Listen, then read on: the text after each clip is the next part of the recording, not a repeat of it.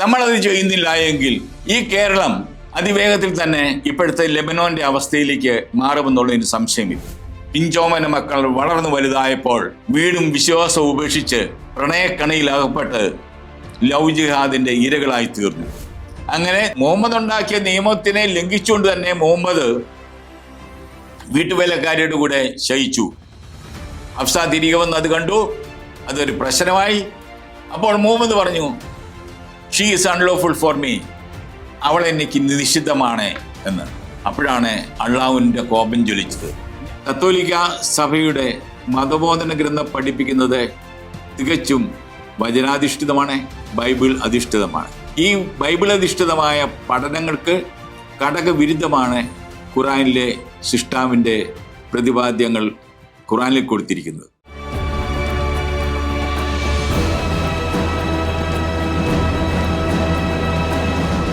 എല്ലാ ബേത്ലഹേം TV പ്രേക്ഷകർക്കും നമ്മുടെ കർത്താവ് ഈശോ മിശിഹായുടെ നാമത്തിൽ കൃപയും സമാധാനവും. ഇന്ന് നമ്മൾ ചർച്ച ചെയ്യുന്ന വിഷയം അബ്രാഹവും ഇബ്രാഹിമും കത്തോലിക്ക സഭയും.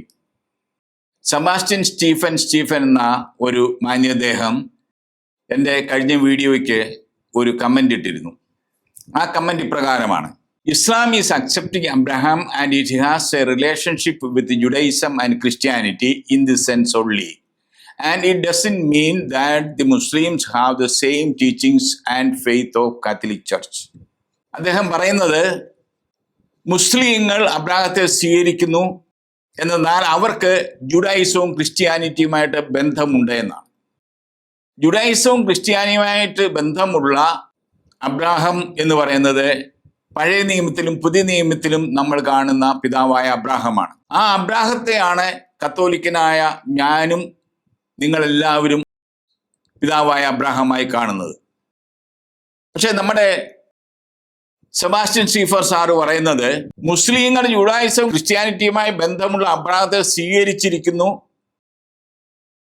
എന്നാൽ അവർക്ക് നമുക്കുള്ളതുപോലുള്ള പഠനം അല്ല എന്നാണ്.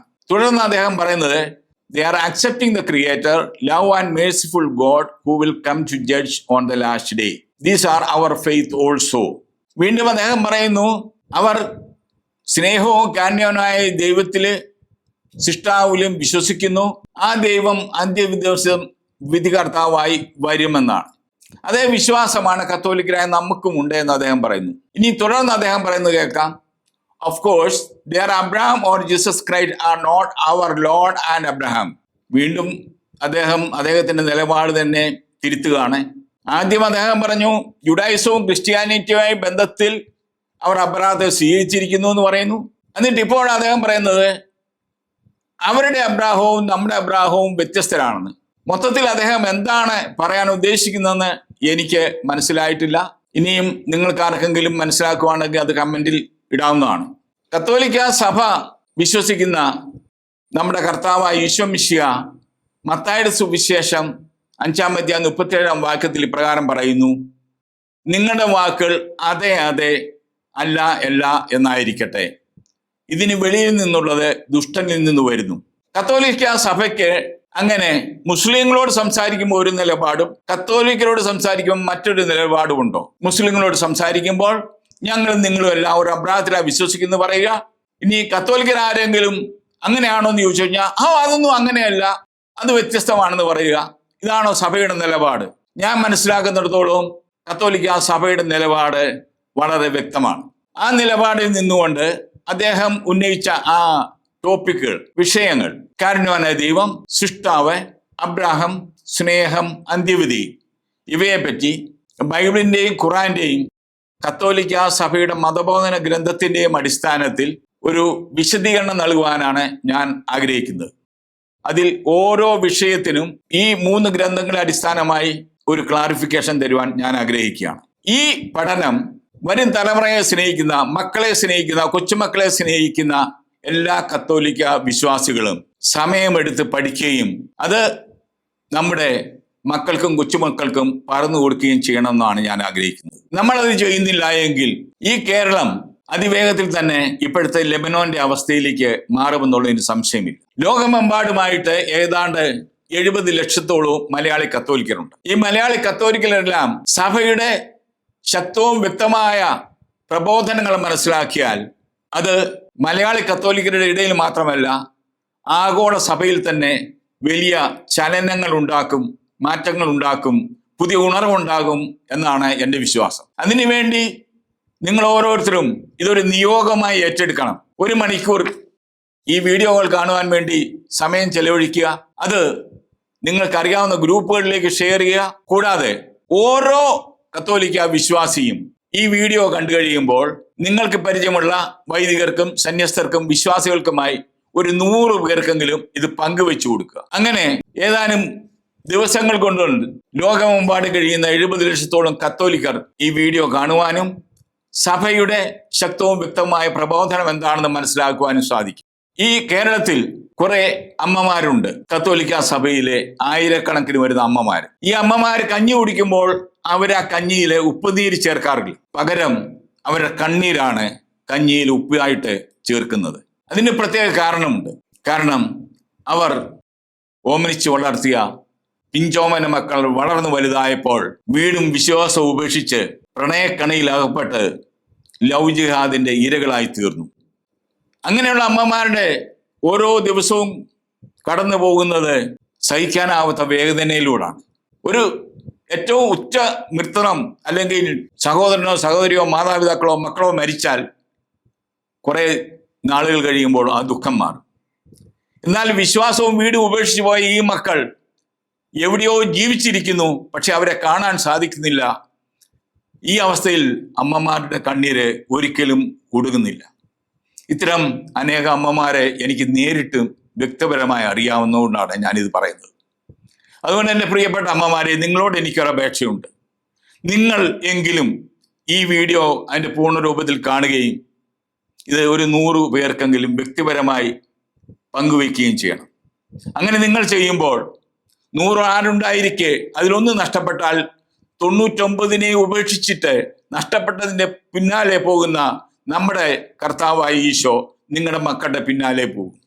അവൻ പോകുമ്പോൾ മുള്ളുകൾ ഉടക്കി കിടക്കുന്ന ഈ കുഞ്ഞാടുകളെ, മുറിവേറ്റ കുഞ്ഞാടുകളെ അവൻ മുള്ളുകളിൽ നിന്ന് ശിക്ഷിച്ച് മുറിവുണക്കി തോളിലേറ്റി വരും. അതേ പ്രിയപ്പെട്ട അമ്മമാരെ, നിങ്ങളുടെ മക്കളെ നമ്മുടെ കർത്താവ് തിരികെ കൊണ്ടുവരും. അന്ന് നിങ്ങൾക്ക് ചിലരുടെ മുൻപിൽ തലയുയർത്തി നിൽക്കുവാൻ സാധിക്കും. നിങ്ങളുടെ മക്കൾ നഷ്ടപ്പെട്ടു പോയപ്പോൾ നിങ്ങളുടെ വളർത്തു ദോഷം കൊണ്ടാണ് നിങ്ങളുടെ മക്കൾ പോയെന്ന് പറഞ്ഞവരുടെ മുമ്പിൽ നിങ്ങൾക്ക് തലയുയർത്തി പിടിച്ചു നിൽക്കുവാൻ സാധിക്കും. ആ നല്ല ദിവസം മുന്നിൽ കണ്ടുകൊണ്ട് ഞാൻ എൻ്റെ കടമയിലേക്ക് പ്രവേശിക്കുന്നു. ആദ്യത്തെ വിഷയം ദൈവമായ കർത്താവും കാരുണ്യവാനായ അല്ലാഹുവും. കത്തോലിക്കരായ നമ്മൾ വിശ്വസിക്കുന്നത് ദൈവം മോശയ്ക്ക് മുൾപ്പടർപ്പിൽ പ്രത്യക്ഷപ്പെട്ട് തന്നെ വെളിപ്പെടുത്തിയ ദൈവമായ കർത്താവിലാണ്. മോശയ്ക്ക് ദൈവം മുൾപ്പടർപ്പിൽ പ്രത്യക്ഷപ്പെട്ട സംഭവം പുറപ്പാട് പുസ്തകം 3-ാം അധ്യായം 1 മുതൽ 15 വരെ വാക്യങ്ങളിലുണ്ട്. അതിൽ 13-ാമത്തെ വാക്യത്തിൽ മോശ ദൈവത്തോട് തൻ്റെ നാമം എന്താണെന്ന് ചോദിക്കും. നാമം എന്താണെന്ന് ചോദിക്കുന്ന മോശയ്ക്ക് ദൈവം തൻ്റെ നാമമല്ല വെളിപ്പെടുത്തിയത്, തൻ്റെ അസ്തിത്വവും വ്യക്തിത്വവുമാണ് വെളിപ്പെടുത്തിയത്. അത് നമുക്ക് പുറപ്പാട് പുസ്തകം 3-ാം അധ്യായം 14-ാം വാക്യത്തിൽ കാണാം. ദൈവം മോശയോട് അരുളി ചെയ്തു, ഞാൻ തന്നെ. ഇസ്രായേൽ മക്കളോട് നീ പറയുക, ഞാനാകുന്നവൻ എന്നെ നിങ്ങളുടെ അടുത്തേക്ക് അയച്ചിരിക്കുന്നു. ഞാൻ തന്നെ എന്നാൽ ഞാൻ എക്കാലവും സ്ഥിതി ചെയ്യുന്നവനാണ്, മാറ്റമില്ലാത്തവനാണ്, സ്ഥലകാല പരിമിതികൾക്ക് അതീതനാണ് എന്നാണ്. തുടർന്ന് 15-ാം വാക്യത്തിൽ ദൈവം മോശയ്ക്ക് തൻ്റെ നാമം വെളിപ്പെടുത്തി. പുറപ്പാട് 3:15. ദൈവം വീണ്ടും മോശയോട് അരുളി ചെയ്തു, ഇസ്രായേൽ മക്കളോട് ഇപ്രകാരം നീ പറയുക, നിങ്ങളുടെ പിതാക്കന്മാരുടെ ദൈവമായ കർത്താവ്, അബ്രാഹത്തിന്റെയും ഇസ്ഹാക്കിന്റെയും യാക്കോബിന്റെയും ദൈവം എന്നെ നിങ്ങളുടെ അടുത്തേക്ക് അയച്ചിരിക്കുന്നു. ഇതാണ് എന്നേക്കും എൻ്റെ നാമം. അങ്ങനെ സർവ്വവൃഷാന്തങ്ങളിലൂടെയും ഈ നാമത്താൽ ഞാൻ അനുസ്മരിക്കപ്പെടണം. പ്രിയ സഹോദരി സഹോദരന്മാരെ, കത്തോലിക്കരായ നമുക്ക് നമ്മുടെ ദൈവത്തിന് പല പേരുകൾ ഉണ്ട് ബൈബിളിൽ. എന്നാൽ അവൻ അറിയപ്പെടേണ്ട നാമം ഒന്ന് മാത്രമാണ്, യാഹ്വേ എന്ന നാമം. അത് അതിപരിശുദ്ധ നാമമായതുകൊണ്ട് യഹൂദർ അപ്രകാരം ഉച്ചരിക്കാറില്ല. അവർ അതിന് പകരമായി ഉച്ചരിക്കുന്ന പദമാണ് അദോനായി. അദോനായി എന്ന പദം ദൈവത്തിന് മാത്രം ഉപയോഗിക്കുവാനുള്ളതാണ്. അതിൻ്റെ മൂലരൂപം അദോനായി എന്നാണ്. നായിക്ക് ദീർഘമില്ലാതെ. അതിൻ്റെ അർത്ഥം നാഥൻ, കർത്താവ് എന്നാണ്. അതുകൊണ്ട് ഈ അദോനായി എന്ന പദത്തെയും കർത്താവ് എന്നാണ് പരിഭാഷപ്പെടുത്തുന്നത്. ഈ പദത്താലാണ് നമ്മുടെ കർത്താവ് യുഗാന്ത്യം വരെയും അറിയപ്പെടേണ്ടതെന്ന് ഈ വാക്യത്തിന്റെ അവസാന ഭാഗത്ത് പറഞ്ഞിരിക്കുന്നു. അങ്ങനെ സർവപുരുഷാന്തരങ്ങളിലൂടെയും ഈ നാമത്താൽ ഞാൻ അനുസ്മരിക്കപ്പെടണം. ഈ നാമം കുറെ നൂറ്റാണ്ടുകൾക്ക് ശേഷം വന്ന ആർക്കെങ്കിലും മാറ്റുവാൻ അനുവാദമുള്ളതല്ല. ഇനിയും ഇവിടെ കാരുണ്യവാനായ ദൈവം എന്ന പദം അങ്ങ് ഉപയോഗിച്ചു, മേഴ്സിഫുൾ ഗോഡ് എന്ന്. അതിന്റെ ഒറിജിൻ അല്ലെങ്കിൽ ഉത്ഭവം എവിടെ നിന്നാണ്? ഖുറാനിലെ 1-ാം അധ്യായം 1-ാം വാക്യത്തിൽ നിന്നാണ് അത് ഉത്ഭവിക്കുന്നത്. ബിസ്മില്ലാഹിർ റഹ്മാനി റഹീം, പരമകാരുണികനും കരുണാനിധിയുമായ അള്ളാഹുവിന്റെ നാമത്തിൽ. ഇവിടെ അള്ളാഹു റഹീം എന്ന അറബി നാമത്തിന്റെ വിവർത്തനമാണ് മേഴ്സിഫുൾ ഗോഡ് അല്ലെങ്കിൽ കാരുണ്യവാനായ ദൈവം. മുസ്ലിങ്ങൾ അവരുടെ ഇടയിൽ ഉപയോഗിക്കുമ്പോൾ മേഴ്സിഫുൾ ഗോഡ് എന്ന് പറയാറില്ല, മേഴ്സിഫുൾ അള്ളാ എന്നാണ് പറയുക. എന്നാൽ പരിഭാഷകളില് കാരുണ്യവാനായ അള്ളാഹുവിന് പകരം കാരുണ്യവാനായ ദൈവം, മേഴ്സിഫുൾ ഗോഡ് എന്നൊക്കെ എഴുതാറുണ്ട്. ഇനിയും പലപ്പോഴും അങ്ങേപ്പോലുള്ളവർ പറയുന്ന ഒരു കാര്യം, കത്തോലിക്കർക്കും മുസ്ലിങ്ങൾക്കും സ്വീകാര്യമായ ഒരു പൊതുനാമമായിട്ട് മാത്രമാണ് മേഴ്സിഫുൾ ഗോഡ് എന്ന പദം സ്വീകരിച്ചിരിക്കുന്നത് എന്ന്. സ്ക്രീനിലേക്ക് നോക്കുക. അവിടെ ഏതാനും പൊതുനാമങ്ങൾ ഞാൻ സ്ക്രീനിൽ കൊടുത്തിരിക്കുന്നു. അതിൽ 1-ാമത്തെ റോയില് കൊടുത്തിരിക്കുന്നത് എലോഹിം എന്ന ഹീബ്രു പദമാണ്. അതിന് ദൈവം എന്നർത്ഥം. അത് പഴയ നിയമത്തിൽ 3400 പ്രാവശ്യമുണ്ട്. പുതിയ നിയമത്തിൽ തെയോസ് എന്ന ഗ്രീക്ക് പദമാണ്. അതിന് ദൈവം എന്ന അർത്ഥമുണ്ട്. ഏതാണ്ട് 1250 പ്രാവശ്യം ആ പദം ഉപയോഗിക്കുന്നുണ്ട്. ഖുറാനിൽ അള്ളാ എന്നുള്ളത് അവര് മുസ്ലിങ്ങളുടെ ഇടയിൽ പരിഭാഷപ്പെടുത്തുകയില്ലെങ്കിലും മറ്റുള്ളവർക്ക് വേണ്ടി ദൈവം എന്ന് അവർ പരിഭാഷപ്പെടുത്താറുണ്ട്. ഈ അള്ളാ എന്ന നാമം 2851 പ്രാവശ്യം ഖുറാനിലുണ്ട്. അങ്ങനെ പഴയ നിയമത്തിലും പുതിയ നിയമത്തിലും ഖുറാനിലുമുള്ള ഈ നാമം ക്രിസ്ത്യാനികളെ സംബന്ധിച്ചിടത്തോളം സ്വീകാര്യമായ ഒരു നാമമാണ്. 2-ാമത് റോയിൽ നിങ്ങൾ കാണുന്നത് യാഹ്വേ എന്ന ഹീബ്രു നാമമാണ്. പഴയ നിയമത്തിൽ അതിന് കർത്താവ് അല്ലെങ്കിൽ ലോർഡ് എന്ന് പരിഭാഷപ്പെടുത്തുന്നു. ഏതാണ്ട് 6800 പ്രാവശ്യം പഴയ നിയമത്തിലുണ്ട്. യഹൂദ ബൈബിളിൽ 6828 പ്രാവശ്യം ഈ നാമം കൊടുത്തിട്ടുണ്ട്. പുതിയ നിയമത്തിലേക്ക് വരുമ്പം കുരിയോസ് എന്ന പദമാണ് ഉപയോഗിക്കുക. അതിന് ലോർഡ് എന്നർത്ഥം. 600 അധികം പ്രാവശ്യം ഈ നാമം പുതിയ നിയമത്തിൽ നമുക്ക് കാണാൻ സാധിക്കും. ഇതേ അർത്ഥത്തിൽ അറബിയിൽ റബ്ബ് എന്ന പദമുണ്ട്. അത് ഖുറാനിൽ 980 പ്രാവശ്യമുണ്ട്. അങ്ങനെ നോക്കുമ്പോൾ ഈ കർത്താവ്, നാഥൻ എന്ന പദം എന്ന നാമം നമുക്ക് സ്വീകാര്യമാണ്. കാരണം അത് പഴയ നിയമത്തിലും പുതിയ നിയമത്തിലും ഖുറാനിലുമുണ്ട്. ഇനി 3-ാമത്തെ റോയിൽ നോക്കുമ്പോൾ യാഹ്വേ എലോഹീം, ലോർഡ് ഗോഡ് എന്ന നാമം പഴയ നിയമത്തിൽ കാണാം. അത് 370 പ്രാവശ്യത്തോളം പഴയ നിയമത്തിലുണ്ട്. കുരിയോസ് ഹോത്തയോസ് എന്ന് പുതിയ നിയമത്തിൽ പറയുന്നു. ലോർഡ് ഗോഡ് അല്ലെങ്കിൽ ദൈവമായ കർത്താവ്, അത് 10 പ്രാവശ്യം പുതിയ നിയമത്തിലുണ്ട്. ഖുറാനെ സംബന്ധിച്ചിടത്തോളം അള്ളാ എന്നും റബ്ബ് എന്നും അല്ലെങ്കിൽ ഗോഡ് എന്നും ലോർഡ് എന്നും ഒക്കെ നാമങ്ങൾ അടുത്തടുത്ത് വരാമെങ്കിലും അത് ഒരു നാമമായിട്ട് ഖുറാനിൽ കൊടുത്തിട്ടില്ല. പഴയ നിയമത്തിലും പുതിയ നിയമത്തിലും ഉള്ളതായതുകൊണ്ട് ഈ നാമം കത്തോലിക്കർക്ക്, ക്രിസ്ത്യാനികൾക്ക് സ്വീകാര്യമാണ്. 4-ാമത്തെ റോയിലേക്ക് നോക്കുമ്പോൾ I am the first and the last എന്ന് യെശയ്യാ പ്രവാചകന്റെ പുസ്തകം 48:12 നമുക്ക് കാണുവാൻ സാധിക്കും. 44:6 അത് കാണാവുന്നതാണ്. ഇനി പുതിയ നിയമത്തിലേക്ക് വരുമ്പോൾ I am alpha and omega, the first and the last. ഞാൻ ആൽഫയും ഒമേഗയും ആവുന്നു, ആദ്യം അന്തവുമാവുന്നു എന്ന് വെളിപാട് പുസ്തകം 22-ാം അധ്യായം 13-ാം വാക്യത്തിലുണ്ട്. ഞാൻ ആദ്യവും അന്തവുമാവുന്നെന്ന് വെളിപാട് പുസ്തകം 1-ാം അധ്യായം 8-ാം വാക്യത്തിലും 17-ാം വാക്യത്തിലും നമുക്ക് കാണുവാൻ സാധിക്കും. ഖുറാനിലേക്ക് വരുമ്പോൾ he is the first and the last, അവനാകുന്നു ആദ്യവും അന്തമെന്ന് അള്ളാഹുവിനെ പറ്റി ഖുറാൻ 57-ാം അധ്യായം 3-ാം വാക്യത്തിൽ പറയുന്നുണ്ട്. അങ്ങനെ 3 മതഗ്രന്ഥങ്ങളിലും ഉള്ളതായതുകൊണ്ട് ഈ നാമവും നമുക്ക് സ്വീകാര്യമാണ്. എന്നാൽ പഴയ നിയമത്തിൽ 7 പ്രാവശ്യം മാത്രമുള്ള മേഴ്സിഫുൾ ഗോഡ് അഥവാ കാരുണ്യവാനായ ദൈവം എന്ന നാമം പുതിയ നിയമത്തിൽ 1 പ്രാവശ്യം പോലും ഇല്ലാത്തതാണ്. എന്നാൽ ഈ നാമം ഖുറാനിൽ മേഴ്സിഫുൾ ഗോഡ് എന്ന് 114 പ്രാവശ്യമുണ്ട്. മേഴ്സിഫുൾ എന്ന് പറഞ്ഞാലും അത് അള്ളാഹുവിൻ്റെ ഒരു നാമമായതുകൊണ്ട് അവർക്ക് സ്വീകാര്യമായ നാമമാണ്. അത് 339 പ്രാവശ്യമുണ്ട്. എന്നാൽ ഇവിടെ പൊതുനാമമായിട്ട് സ്വീകരിച്ചിരിക്കുന്ന ഈ മേഴ്സിഫുൾ ഗോഡ് എന്ന നാമം പുതിയ നിയമത്തിലില്ല. ക്രിസ്ത്യാനികളുടെ അടിസ്ഥാന വിശ്വാസ ഗ്രന്ഥം പുതിയ നിയമമാണ്. ഈ പുതിയ നിയമത്തിലില്ലാത്തതായ ഈ നാമം, ഖുറാനിൽ 114 പ്രാവശ്യമുള്ള ഒരു നാമം ക്രിസ്ത്യാനികൾക്ക് ഒരിക്കലും സ്വീകാര്യമല്ല. ഇനിയും മുസ്ലിങ്ങൾക്ക് ഏതാണ് സ്വീകാര്യം എന്ന് നോക്കാം. ഒന്നാമത്തെ റോയിൽ കാണുന്ന ദൈവം എന്ന നാമം പഴയ നിയമത്തിലും പുതിയ നിയമത്തിലും ഖുറാനിലും ഉണ്ടെന്ന് നമ്മൾ കണ്ടു. അത് മുസ്ലിങ്ങൾക്ക് സ്വീകാര്യമല്ല, കാരണം അത് പുതിയ നിയമത്തിലുണ്ട്.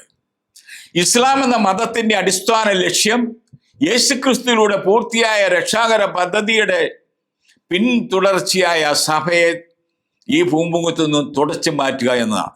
അതുകൊണ്ട് പുതിയ നിയമത്തിലുള്ള ഒരു നാമവും അവർക്ക് സ്വീകാര്യമല്ല.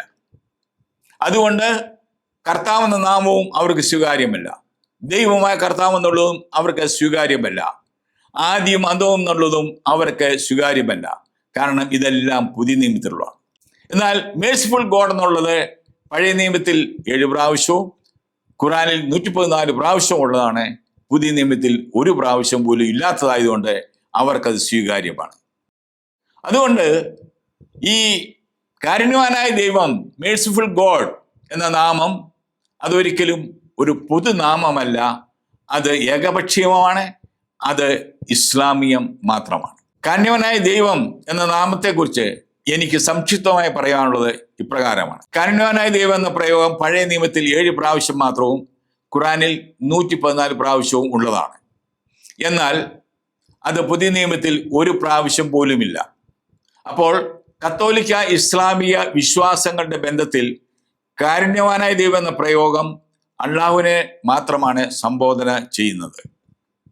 ഈ പശ്ചാത്തലത്തിൽ ഒരു കത്തോലിക്കനായ അങ്ങ് മുസ്ലിങ്ങളോടുകൂടെ കാരുണ്യവാനായ ദൈവത്തെ സ്വീകരിക്കുന്നു എന്ന് പറഞ്ഞാൽ അതിൻ്റെ അർത്ഥം അങ്ങും അവരോടുകൂടെ അള്ളാഹുവിനെ സ്വീകരിക്കുന്നു എന്നാണ്. തന്മൂലം അങ്ങ് തത്വത്തിൽ ഒരു മുസ്ലിം ആയിരിക്കുന്നു എന്ന് പറയേണ്ടി വന്നതിൽ എനിക്ക് അതിയായ ഖേദമുണ്ട്. ഇനിയും പഴയ നിയമത്തിൽ കാരുണ്യവാനായ ദൈവം എന്നത് ഏതൊക്കെ വാക്യത്തിലാണ് ഉള്ളത്? 1 പുറപ്പാട് 34:6, 2 നിയമാവർത്തനം 4:31, 3 നെഹെമിയ 9:31, 4 തോബിത്ത് 6:17, 5 തോബിത്ത് 7:12, 6 2 മക്കാബയർ 11:9, 7 സങ്കീർത്തനങ്ങൾ 86:15. അത് പുറപ്പാട് 34:6 സങ്കീർത്തനം 86:15 കാരുണ്യവാനും കൃപാനിധിയുമായ ദൈവം എന്നാണ് പറഞ്ഞിരിക്കുന്നത്. ഇനി തോബിത്തിലും മക്കബായരിലുള്ള 3 വാക്യങ്ങൾ അത് കത്തോലിക്ക ബൈബിളിൽ മാത്രമുള്ളതാണ്. അപ്പോൾ യഹൂദ ബൈബിളിൽ ഇത് 4 പ്രാവശ്യം മാത്രമേ ഉള്ളൂ എന്നോർക്കുക. ഇനിയും കാരുണ്യവാനായ ദൈവത്തെക്കുറിച്ച് ബൈബിൾ എന്തു പറയുന്നു, ഖുറാൻ എന്തു പറയുന്നു എന്നുകൂടി നമുക്ക് നോക്കാം. പുറപ്പാട് 34:6 അവിടുന്ന് ഇപ്രകാരം ഉദ്ഘോഷിച്ചുകൊണ്ട് അവന്റെ മുൻപിലൂടെ കടന്നുപോയി. കർത്താവ് കാരുണ്യവാനും കൃപാനിധിയുമായ ദൈവം, കോപിക്കുന്നതിൽ വിമുഖൻ, സ്നേഹത്തിലും വിശ്വസ്തതയിലും അത്യുദാരൻ. ദൈവം തൻ്റെ കാരുണ്യവും കൃപയും സ്നേഹവും പ്രകടിപ്പിക്കുന്ന ഒരു വാക്യമാണിത്. എന്നാൽ അറബി ഖുറാനിൽ 66-ാം അധ്യായം സൂറത്ത് തഹ്രീമിലെ 1-ാമത്തെ വാക്യം അത് അള്ളാഹുവിൻ്റെ കരുണയെക്കുറിച്ചാണ്. ഓ നബി, നീ എന്തിനാണ് നിന്റെ ഭാര്യമാരുടെ പ്രീതി തേടിക്കൊണ്ട് അള്ളാഹു അനുവദിച്ചു തന്നത് നിഷിദ്ധമാക്കുന്നത്? അള്ളാഹു ഏറെ പൊറുക്കുന്നവനും കരുണാനിധിയുമാവുന്നു. അള്ളാഹു റഹീം എന്ന് അറബിയിൽ കൊടുത്തിട്ടുണ്ട്. ഈ വാക്യത്തിന്റെ ഔദ്യോഗികമായ കമന്ററി തഫ്സീർ അൽ ജലാലൈൻ നമുക്ക് നോക്കാം. ഓ profit, why do you profit what God has made lawful for you in terms of your Coptic handmaiden Maria, when he lay with her in the house of Hafsa, who had been away, but who upon returning and finding out became upset by the fact that this has taken place in own house and on her own bed, by saying, she is unlawful for me, seeking by making her unlawful for you to please your wife. And God is forgiving, merciful, having given you this prohibition. ഇവിടെ എന്താണ് കഥ പറയുന്നത്? മുഹമ്മദിന് 13 ഭാര്യമാരുണ്ടായിരുന്നു. ഓരോ ഭാര്യയുടെയും വീട്ടിൽ ഓരോ ദിവസമാണ് അദ്ദേഹം കഴിഞ്ഞു പോകുന്നത്. അങ്ങനെ തൻ്റെ ഭാര്യ ഹബ്സായുടെ വീട്ടിൽ കഴിഞ്ഞ ദിവസം ഹഫ്സ പുറത്തു പോവുകയോ അല്ലെങ്കിൽ പുറത്തേക്ക് പറഞ്ഞു വിടുകയോ ചെയ്തതിന് ശേഷം അദ്ദേഹം വീട്ടുവേലക്കാരിയായിരുന്ന മറിയയുടെ കൂടെ ഹഫ്സയുടെ മുറിയിൽ ഹഫ്സയുടെ കിടക്കയിൽ ശയിച്ചു. ഈ മറിയ ഈജിപ്തിൽ നിന്ന് കിട്ടിയ ഒരു അടിമയാണ്, വീട്ടുവേലക്കാരിയാണ്. മുഹമ്മദിന്റെ നിയമം അനുസരിച്ച് യുദ്ധത്തിൽ തടവുകാരായി പിടിക്കുന്ന സ്ത്രീകളെ അവർക്ക് ഭാര്യയെ പോലെ ശാരീരിക ബന്ധത്തിൽ ഉപയോഗിക്കാവുന്ന മുഹമ്മദ് നിയമം ഉണ്ടാക്കിയിട്ടുണ്ടായിരുന്നു. എന്നാൽ ആ നിയമത്തില് വീട്ടുവേലക്കാരെ ഉൾപ്പെടുത്തിയിട്ടില്ല. അങ്ങനെ മുഹമ്മദ് ഉണ്ടാക്കിയ നിയമത്തിനെ ലംഘിച്ചുകൊണ്ട് തന്നെ മുഹമ്മദ് വീട്ടുവേലക്കാരിയുടെ കൂടെ ശയിച്ചു. ഹഫ്സ തിരികെ വന്ന് അത് കണ്ടു, അതൊരു പ്രശ്നമായി. അപ്പോൾ മുഹമ്മദ് പറഞ്ഞു, she is unlawful for me, അവൾ എനിക്ക് നിഷിദ്ധമാണ് എന്ന്. അപ്പോഴാണ് അള്ളാഹുവിന്റെ കോപം ജ്വലിച്ചത്. ഞാൻ നിനക്ക് അനുവദിച്ചു തന്നതിനെ നീ എന്തിനുകൊണ്ട് നിഷിദ്ധമാക്കി? അങ്ങനെ അള്ളാഹു വീട്ടുവേലക്കാരിയുമായി ശയിക്കാൻ പാടില്ല എന്നുള്ള, അല്ലെങ്കിൽ വീട്ടുവേലക്കാരിയെ നിഷിദ്ധമാക്കുന്ന നിയമം അള്ളാഹു അന്ന് എടുത്തു കളഞ്ഞു. അങ്ങനെ അള്ളാഹു തൻ്റെ കാരുണ്യവും തൻ്റെ ക്ഷമയും മുഹമ്മദിന് വെളിപ്പെടുത്തി കൊടുത്തു.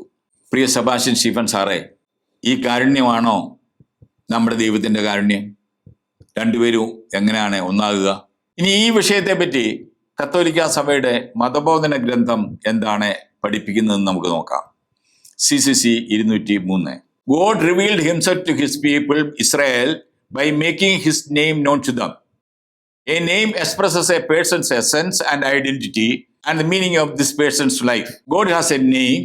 He is not an anonymous force. To disclose one's name is to make oneself known to others. In a way, it is to hand oneself over by becoming accessible, capable of being known more intimately and addressed personally. CCC 205. God calls Moses from the midst of a bush that burns without being consumed. I am the God of your father, the God of Abraham, the God of Isaac, the God of Jacob. God is the God of the fathers, the one God who had called and guided the patriarchs in their wanderings. He is the faithful and compassionate God who remembers them and his promises. He comes to free their descendants from slavery. He is the God who from beyond space and time can do this and wills to do it. The God who will put his almighty power to work for this plan. അതിൻ്റെ മലയാള പരിഭാഷ കത്തോലിക്ക സഭയുടെ മതബോധന ഗ്രന്ഥത്തിൽ നിന്നും നമുക്ക് വായിക്കാം. ഇത് കത്തോലിക്ക സഭയുടെ മതബോധന ഗ്രന്ഥമാണ്. അതിൻ്റെ 203, 205 നമ്പറുകൾ ഇപ്രകാരമാണ്. തൻ്റെ ജനമായ ഇസ്രായേലിന് തൻ്റെ നാമം അറിയിച്ചുകൊണ്ട് അവിടുന്ന് അവർക്ക് സ്വയം വെളിപ്പെടുത്തി. പേര് വ്യക്തിയുടെ അന്തസ്സത്തെയും തനതാത്മകതയും ജീവിതത്തിൻ്റെ അർത്ഥത്തെയും പ്രകാശിപ്പിക്കുന്നു. ദൈവത്തിന് പേരുണ്ട്. നാമരഹിതനായ ഒരു ശക്തിയല്ല അവിടുന്ന്. ഒരുവന്റെ നാമം വെളിപ്പെടുത്തുക എന്ന് പറഞ്ഞാൽ മറ്റുള്ളവർക്ക് തന്നെ അറിയിച്ചു കൊടുക്കുകയാണ്. ഒരർത്ഥത്തിൽ മറ്റുള്ളവർക്ക് അഭിഗമ്യനാത്തക്ക വിധം അവഗാഢം അറിയപ്പെടാനും വ്യക്തിപരമായി വിളിക്കപ്പെടുവാനും കഴിയത്തക്ക വിധവും സ്വയം സമർപ്പിക്കുക എന്നതാണ്. CCC 205. കത്തി ജ്വലിക്കുകയായിരുന്നെങ്കിലും എരിഞ്ഞു പോകാതിരിക്കുന്ന മുൾപടർപ്പിന്റെ മധ്യത്തിൽ നിന്ന് ദൈവം മോശയെ വിളിച്ചു. അവിടുന്ന് അവനോട് പറഞ്ഞു, ഞാൻ നിന്റെ പിതാക്കന്മാരുടെ ദൈവമാണ്, അബ്രാഹത്തിന്റെ ദൈവം, ഇസഹാക്കിന്റെ ദൈവം, യാക്കോബിന്റെ ദൈവം.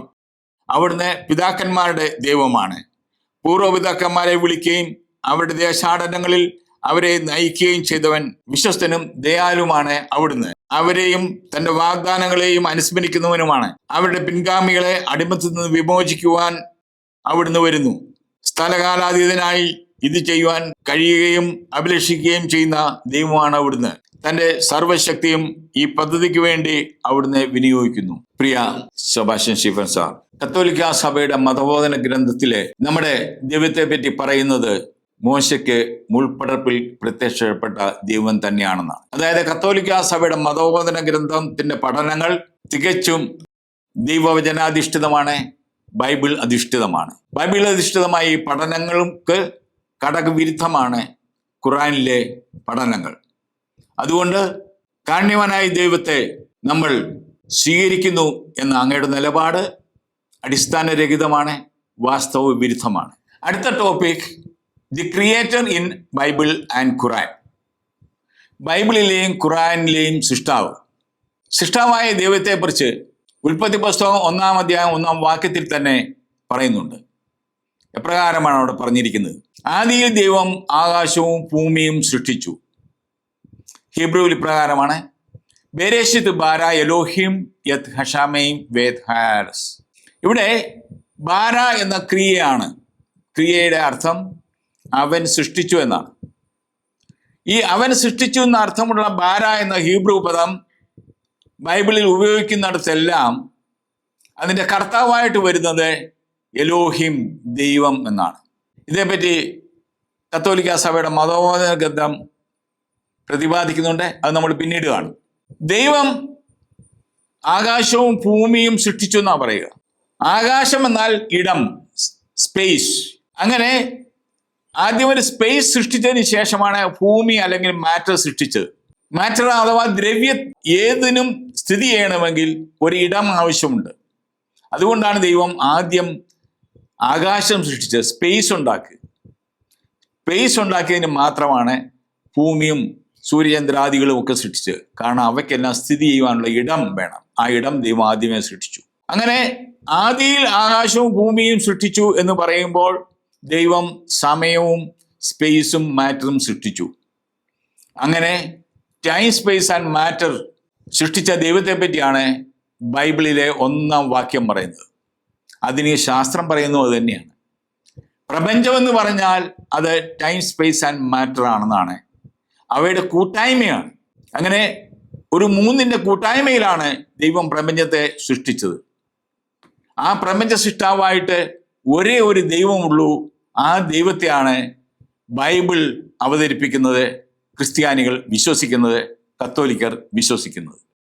ഇനിയും ഖുറാനിലെ സൃഷ്ടാവിനെ പറ്റി എന്താണ് പറയുന്നത് നമുക്ക് നോക്കാം.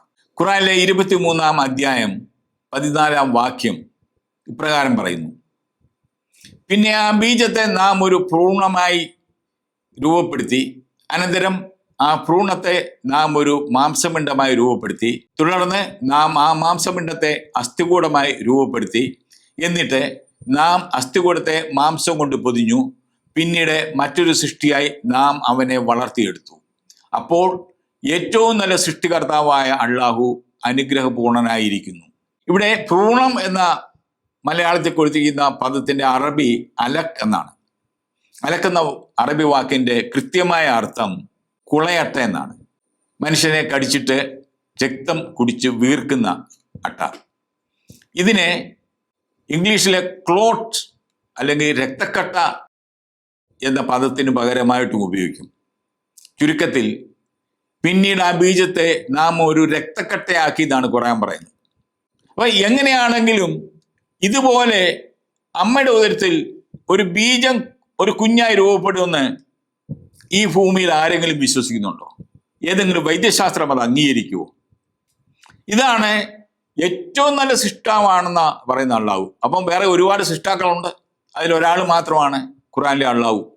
വീണ്ടും ഈ ഖുറാനിലെ അള്ളാഹു സൃഷ്ടിയെപ്പറ്റി എന്തൊക്കെയാണ് പറയുന്നത്? 10-ാം അധ്യായം 3-ാം വാക്യം, തീർച്ചയായും നിങ്ങളുടെ രക്ഷിതാവ് ആകാശങ്ങളും ഭൂമിയും 6 ദിവസങ്ങളിലായി സൃഷ്ടിക്കുകയും പിന്നീട് കാര്യങ്ങൾ നിയന്ത്രിച്ചുകൊണ്ട് സിംഹാസനാവുകയും ചെയ്ത അള്ളാഹു ആവുന്നു. ആകാശവും ഭൂമി 6 ദിവസം കൊണ്ട് സൃഷ്ടിച്ചു. അത് അനേക വാക്യങ്ങളിൽ അത് പറയുന്നുണ്ട്. ഈ സൃഷ്ടികർത്താവ് സിംഹാസനസ്ഥനായി എന്നാണ് പറയുന്നത്. അതായത് സിംഹാസനത്തിൽ ഇരുന്നു എന്ന്. ഇത് ആലങ്കാരികമായ ഒരു പരാമർശമാണെന്ന് നിങ്ങൾ കരുതുന്നുവെങ്കിൽ നിങ്ങൾക്ക് തെറ്റി. കാരണം ഖുർആൻ 69-ാം അധ്യായം 17-ാം വാക്യത്തിൽ പറയുന്നുണ്ട്, അള്ളാഹുവിൻ്റെ സിംഹാസനം 8 മാലാഹമാർ താങ്ങിപ്പിടിക്കുന്നതാണ്. 8 എന്നുള്ളത് ഒരു ആലങ്കാരിക പദമല്ല, അതൊരു സംഖ്യയാണ്. അങ്ങനെ 8 മാലാഹമാർ താങ്ങിപ്പിടിക്കുന്ന സിംഹാസനം ആലങ്കാരികമല്ല, അതൊരു യാഥാർത്ഥ്യമായിട്ടാണ് മുസ്ലിങ്ങൾ കരുതുന്നത്. അങ്ങനെ സിംഹാസനത്തിൽ ഇരിക്കുന്ന അള്ളാഹു ഒരു ശാരീരിക രൂപമുള്ളവനാണെന്ന് അവരുടെ ഹദീസുകളും വ്യക്തമാക്കുന്നുണ്ട്. ഇനി തുടർന്ന് ഈ സൃഷ്ടികർമ്മത്തെ പറ്റി അള്ളാഹു വിവരിക്കുന്ന എപ്രകാരമാണ് നമുക്ക് നോക്കാം. കഴിഞ്ഞ വാക്യത്തിൽ നമ്മൾ കണ്ടു 6 ദിവസം കൊണ്ടെല്ലാം സൃഷ്ടിച്ചു എന്ന്. ആകാശവും ഭൂമിയും സൃഷ്ടിച്ചു എന്നാണ് പറയുന്നത്. ബൈബിളിൽ പറയുന്നത് പോലെ ആകാശം ആദ്യം സൃഷ്ടിച്ചു, പിന്നീട് ഭൂമി സൃഷ്ടിച്ചു എന്നാണ്. എന്നാൽ ഈ സൃഷ്ടികർമ്മത്തെ അള്ളാഹു കൂടുതൽ വിശദീകരിക്കുന്നത് 41 അധ്യായം 9 മുതൽ 12 വരെയുള്ള വാക്യങ്ങളിലാണ്. അവിടെ പ്രകാരമാണ് പറഞ്ഞിരിക്കുന്നത്. നമുക്ക് നോക്കാം. നീ പറയുക, 2 ദിവസങ്ങളിലായി ഭൂമിയെ സൃഷ്ടിച്ചവനിൽ നിങ്ങൾ അവിശ്വസിക്കുകയും അവന് നിങ്ങൾ സമന്മാരെ സ്ഥാപിക്കുകയും തന്നെയാണോ ചെയ്യുന്നത്? അവനാകുന്നു ലോകങ്ങളുടെ രക്ഷിതാവ്. 2 ദിവസമായി. 41:10. അതിൻ്റെ ഒരു ഭാഗത്ത് ഉറച്ചു നിൽക്കുന്ന പർവ്വതങ്ങൾ അവൻ സ്ഥാപിക്കുകയും അതിൽ അഭിവൃദ്ധി ഉണ്ടാക്കുകയും അതിലെ ആഹാരങ്ങൾ അവിടെ വ്യവസ്ഥപ്പെടുത്തി വെക്കുകയും ചെയ്തിരിക്കുന്നു. 4 ദിവസങ്ങളായിട്ട് ആവശ്യപ്പെടുന്നവർക്ക് വേണ്ടി ശരിയായ അനുപാതത്തിൽ. അതായത് ഈ ഭൂമി പറന്നു പോകാതിരിക്കാൻ വേണ്ടിയിട്ട്, അതിനെ ഉറച്ചു നിർത്താൻ വേണ്ടിയിട്ട് ഭൂമിയുടെ മുകളിൽ പർവ്വതങ്ങളെ അള്ളാഹു സ്ഥാപിച്ചു. പിന്നെ സസ്യലതാദികളും ആഹാരത്തിനുള്ള ധാന്യങ്ങളും ഒക്കെ ഉണ്ടാകുന്ന ചെടികളും ഒക്കെ സ്ഥാപിച്ചു. അങ്ങനെ 4 ദിവസം കൂടായി. അപ്പം 2 ദിവസം നേരത്തെ പോയി, ഇപ്പം 4 ആയി, 6 ദിവസമായി. എന്നിട്ടും സൃഷ്ടികർമ്മം പൂർത്തിയായോ? ഇല്ല. 41:11. അതിനു പുറമെ അവൻ ആകാശത്തിന്റെ നേർക്ക് തിരിഞ്ഞു, അത് ഒരു പുകയായിരുന്നു. എന്നിട്ട് അതിനോട് ഭൂമിയോടും അവൻ പറഞ്ഞു, നിങ്ങൾ അനുസരണപൂർവമോ നിർബന്ധിതമായോ വരിക.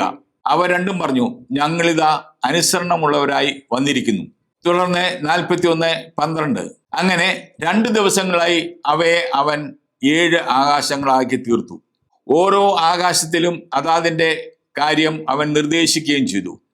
സമീപത്തുള്ള ആകാശത്തെ നാം ചില വിളക്കുകൾ കൊണ്ട് അലങ്കരിക്കുകയും സംരക്ഷണം ഏർപ്പെടുത്തുകയും ചെയ്തു. പ്രതാപശാലിയും സർവജ്ഞനുമായ അള്ളാഹു വ്യവസ്ഥപ്പെടുത്തിയതത്രേ ഇത്. അപ്പം വീണ്ടും 2 ദിവസം, മൊത്തത്തിൽ 8 ദിവസം എടുത്തു.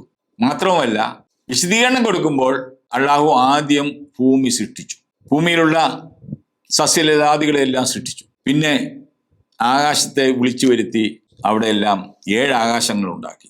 ഇനി ഖുറാനിൽ വേറെ ചിലയിടത്ത് കാണാം, ആകാശങ്ങളെ അവൻ തൂണുകളിൽ സ്ഥാപിച്ചു നോക്ക്. ഈ ഖുറാനിലെ അള്ളാഹുവിനെ പറ്റി നമുക്ക് സമഗ്രമായിട്ട് എന്താ പറയാൻ പറ്റുക? അള്ളാഹു പല സൃഷ്ടികർത്താക്കളിൽ ഒരാൾ മാത്രമാണെന്ന് ഖുറാൻ സാക്ഷ്യപ്പെടുന്നു. അള്ളാഹു ആകാശവും ഭൂമിയും 6 ദിവസം കൊണ്ട് സൃഷ്ടിച്ചെന്ന് പറയുന്നു. എന്നാൽ സൃഷ്ടികർമ്മം വിശദീകരിക്കുമ്പോൾ 8 ദിവസങ്ങൾ കൊണ്ട് ഭൂമിയും അതിലുള്ളവയും ഏറ്റവും അവസാനം ആകാശങ്ങളും സൃഷ്ടിച്ചായി വിവരിക്കുന്നു. ആകാശം അല്ലെങ്കിൽ സ്പേസ് സൃഷ്ടിക്കുന്നതിന് മുമ്പ് ഭൂമിയും അതിലുള്ളവയും സൃഷ്ടിച്ചെങ്കിൽ അവ എവിടെയാണ് സ്ഥിതി ചെയ്തത്? അതുകൊണ്ട് അള്ളാഹു ഒരു സൃഷ്ടാവല്ലെന്ന് നമ്മൾ മനസ്സിലാക്കണം. ഭൂമിയും അതിലുള്ളവയെല്ലാം നിലനിൽക്കണമെങ്കിൽ, അത് സ്ഥിതി ചെയ്യണമെങ്കിൽ അതിന് സ്ഥിതി ചെയ്യാനുള്ള ഒരു ഇടം വേണം. പക്ഷേ ആ ഇടം അല്ലെങ്കിൽ സ്പേസ് അള്ളാഹു ഏറ്റവും അവസാനമാണ് ഉണ്ടാക്കിയിരിക്കുന്നത്. ഇനിയും സൃഷ്ടാവിനെ പറ്റി കത്തോലിക്ക സഭയുടെ മതബോധന ഗ്രന്ഥം എന്താണ് പറയുക? Creation work of the Holy Spirit, CCC 290. In the beginning, God created the heavens and the earth. 3 things are affirmed in these first words of Scripture. The eternal God gave a beginning to all that exists outside of Himself. He alone is creator. The verb create, Hebrew bara, always has God for its subject. The totality of what exists, expressed by the formula, the heaven and the earth, depends on the one who gives it being. അതിൻ്റെ മലയാള രൂപം ഇപ്രകാരമാണ്: ആദിയിൽ ദൈവം ആകാശവും ഭൂമിയും സൃഷ്ടിച്ചു. വിശുദ്ധ ഗ്രന്ഥത്തിലെ ഈ ആദ്യ പദങ്ങൾ 3 കാര്യങ്ങളാണ് പ്രസ്താവിക്കുന്നത്. നിത്യനായ ദൈവം തനിക്ക് പുറമേയുള്ള സർവ്വ വസ്തുക്കൾക്കും ആരംഭം നൽകി. അവിടുന്ന് മാത്രമാണ് സൃഷ്ടാവ്. സൃഷ്ടിക്കുക എന്ന ക്രിയയുടെ അഥവാ ഹീബ്രു രൂപത്തിൻ്റെ ബാര എന്ന പദത്തിൻ്റെ കർത്താവ് എപ്പോഴും ദൈവവുമാണ്. അസ്തിത്വമുള്ള സകലതും ആകാശവും ഭൂമിയും എന്ന പ്രയോഗം ഇതാണ് സൂചിപ്പിക്കുന്നത്. അവയുടെ എല്ലാം അസ്തിത്വദായകനായ ദൈവത്തെ ആശ്രയിച്ചാണ് സ്ഥിതി ചെയ്യുന്നത്. അതായത് ഞാൻ ആദ്യമേ പറഞ്ഞതുപോലെ ബാര എന്ന ഹീബ്രു പദത്തിന്, ആ ക്രിയയ്ക്ക് കർത്താവായിട്ട് എപ്പോഴും ദൈവം എന്ന വാക്കാണ് പറയുന്നത്. ചുരുക്കത്തിൽ ഈ പ്രപഞ്ചത്തെ സൃഷ്ടിച്ച ഏക കർത്താവിനെ പറ്റിയാണ്, സൃഷ്ടാവിനെ പറ്റിയാണ് ബൈബിൾ പഠിപ്പിക്കുന്നത്.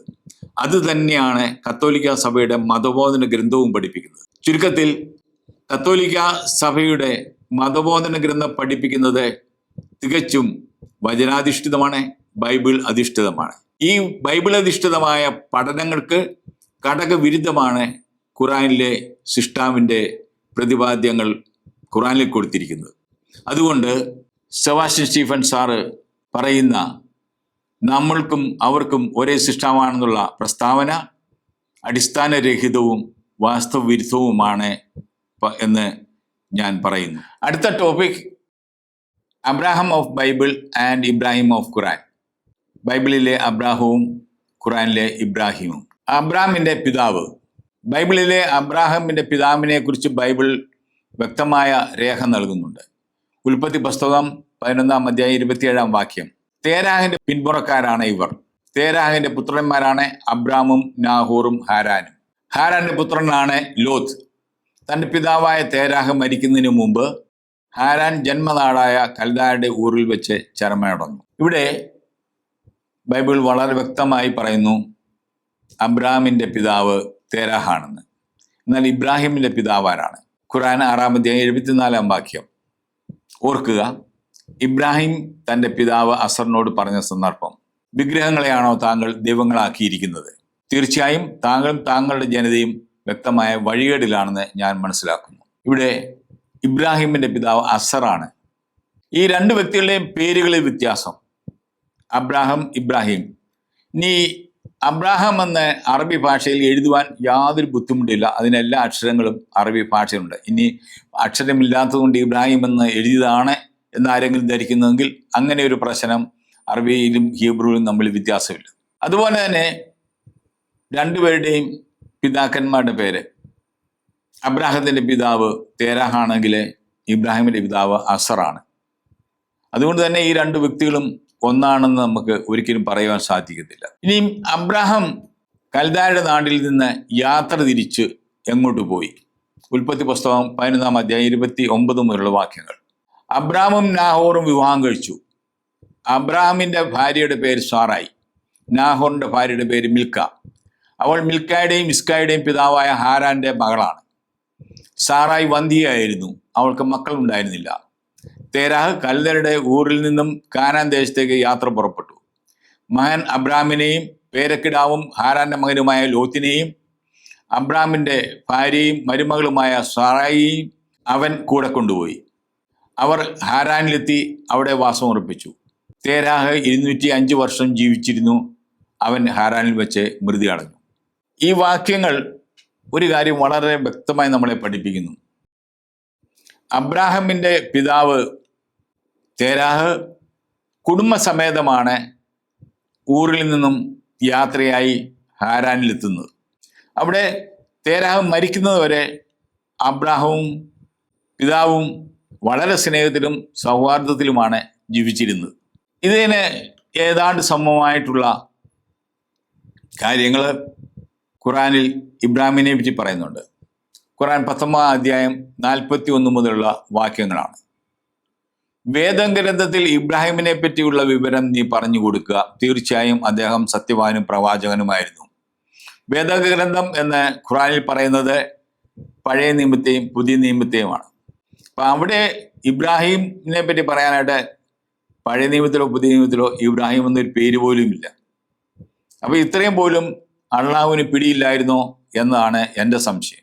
42 വാക്യം. അദ്ദേഹം തൻ്റെ പിതാവിനോട് പറഞ്ഞ സന്ദർഭം, എൻ്റെ പിതാവെ, കേൾക്കുകയോ കാണുകയോ ചെയ്യാത്ത, താങ്കൾക്ക് യാതൊരു ഉപകാരവും ചെയ്യാത്ത വസ്തുവിനെ താങ്കൾ എന്തിനെ ആരാധിക്കുന്നു? 43. എൻ്റെ പിതാവെ, തീർച്ചയായും താങ്കൾക്ക് വന്നു കിട്ടിയില്ലാത്ത അറിവ് എനിക്ക് വന്നു കിട്ടിയിട്ടുണ്ട്. ആകയാൽ താങ്കൾ എന്നെ പിന്തുടരൂ, ഞാൻ താങ്കൾക്ക് ശരിയായ മാർഗം കാണിച്ചു തരാം. ഇവിടെ ഇബ്രാഹിം തൻ്റെ പിതാവിനെ ഉപദേശിക്കുകയാണ്. പിതാവ് വിഗ്രഹാരാധന ഉപേക്ഷിക്കണം. പിതാവിന് അറിയാൻ പാടില്ലാത്ത ജ്ഞാനം പുത്രനുണ്ട്. പുത്രൻ പിതാവിൻ്റെ വഴികാട്ടിയാകാമെന്നാണ് പറയുന്നത്. 46 വാക്യം. അയാൾ പറഞ്ഞു, ഹേ ഇബ്രാഹിം, നീ എൻ്റെ ദൈവങ്ങളെ വേണ്ടെന്ന് വെക്കുകയാണോ? നീ വിരമിക്കുന്നില്ലെങ്കിൽ ഞാൻ നിന്നെ കല്ലെറിഞ്ഞ് ഓടിക്കുക തന്നെ ചെയ്യും. 47. അദ്ദേഹം പറഞ്ഞു, താങ്കൾക്ക് സലാം. താങ്കൾക്ക് വേണ്ടി ഞാൻ എൻ്റെ രക്ഷിതാവോട് പാപമോചനം തേടാം. തീർച്ചയായും അവൻ എന്നോട് ദയവുള്ളവനാകുന്നു. 48 വാക്യം. നിങ്ങളെയും അള്ളാഹുവിന് പുറമെ നിങ്ങൾ പ്രാർത്ഥിച്ചു വരുന്നവയെ ഞാൻ വെടിയുന്നു. ബൈബിളിലെ അബ്രാമിൻ്റെ മുൻ തലമുറക്കാർ വിഗ്രഹാരാധകരായ ആയിരുന്നുവെന്ന് ജോഷുവയുടെ പുസ്തകം 24 അധ്യായം 2 വാക്യത്തിൽ പറയുന്നുണ്ട്. എന്നാൽ അബ്രാമും പിതാവും ആയ തേരാഹും തമ്മിൽ വഴക്ക് കൂടുകയോ തേരാഹ് അബ്രാഹാമിനെ കല്ലെറിയുകയോ ചെയ്യുന്നൊന്നും ബൈബിളിൽ പറഞ്ഞിട്ടില്ല. അപ്പം ബൈബിളുമായിട്ട് യാതൊരു ബന്ധമില്ലാത്ത കഥകളാണ് ഈ ഇബ്രാഹിമിനെയും പിതാവിനെയും പറ്റി ഖുറാനിൽ പറഞ്ഞിരിക്കുന്നത്. അബ്രാഹാം ബേർഷബായിലെത്തി. അവിടെ എന്താണ് ചെയ്യുക? ഉൽപ്പത്തി പുസ്തകം 8 വാക്യം. അവിടെ നിന്ന് അവൻ ബേഥേലിന് കിഴക്കുള്ള മലമ്പ്രദേശത്ത് കടന്ന് അവിടെ ബേഥേലിനും കിഴക്കും ആയിക്ക് പടിഞ്ഞാറുമായി താവളം പിടിച്ചു. അവിടെ ഒരു ബലിപീഠം പണിത് കർത്താവിൻ്റെ നാമം വിളിച്ചു. ഹീബ്രു ബൈബിളിൽ യാഹ്വയെ വിളിച്ച് പ്രാർത്ഥിച്ചു എന്നാണ്. അപ്പം ഈ അബ്രാഹാം യാഹ്വയാണ് ഇവർ വിളിച്ച് ആരാധിക്കുന്നതെങ്കിൽ ഈ അബ്രാഹാം ഖുറാനിലുണ്ടെങ്കിൽ ഖുറാനിൽ യാഹ്വ എന്ന പേര് വരണ്ടേ? കർത്താവിൻ്റെ നാമം അവിടെ വരണ്ടേ? ഒരു വാക്കിൽ പോലും യാഹ്വ എന്ന നാമം നിങ്ങൾക്ക് ഖുറാനിൽ കാണുവാൻ സാധ്യമല്ല. ഉൽപ്പത്തി പുസ്തകം 13:3 അവൻ നേഗബിൽ നിന്നും ബേഥേൽ വരെയും ബേഥേലിനും ആയിക്കുമ്പോഴേക്ക് താൻ മുമ്പ് കൂടാരമടിച്ചതും ആദ്യമായി ബലിപീഠം പണിതുമായ സ്ഥലം വരെയും യാത്ര ചെയ്തു. അവിടെ അബ്രാഹാം കർത്താവിൻ്റെ നാമം വിളിച്ചപേക്ഷിച്ചു. വീണ്ടും യാഹ്വയെ വിളിച്ചപേക്ഷിക്കുകയാണ്. 13:18 അബ്രാഹാം തൻ്റെ കൂടാരം മാറ്റി ഹെബ്രോണിലുള്ള മാമ്രയുടെ ഓക്കുമരങ്ങൾക്ക് സമീപം താമസമാക്കി. അവിടെ അവൻ കർത്താവിനെ ഒരു ബലിപീഠം നിർമ്മിച്ചു. അപ്പം നോക്കൂ, ബൈബിളിലെ അബ്രാഹാം എവിടെയെല്ലാം പോകുന്നോ അവിടെയെല്ലാം യാഹ്വയ്ക്ക് കർത്താവിന് ബലിപീഠം പണിത് ആ കർത്താവിനെ ആരാധിക്കുന്നതായിട്ടാണ് നമ്മൾ കാണുന്നത്. എന്നാൽ ഖുറാനിലെ ഇബ്രാഹിം എന്താണ് ചെയ്യുക? ഖുറാനിലെ 2-ാം അധ്യായമായ സൂറത്തുൽ ബഖറയിലെ 127 ആയത്ത് അല്ലെങ്കിൽ വാക്യം. ഇബ്രാഹിമും ഇസ്മായിലും കൂടി ആ ഭവനത്തിന്റെ അടിത്തറ കെട്ടി ഉയർത്തിക്കൊണ്ടിരുന്ന സന്ദർഭം. ഞങ്ങളുടെ രക്ഷിതാവേ, ഞങ്ങളിൽ നിന്ന് നീ ഇത് സ്വീകരിക്കണമേ.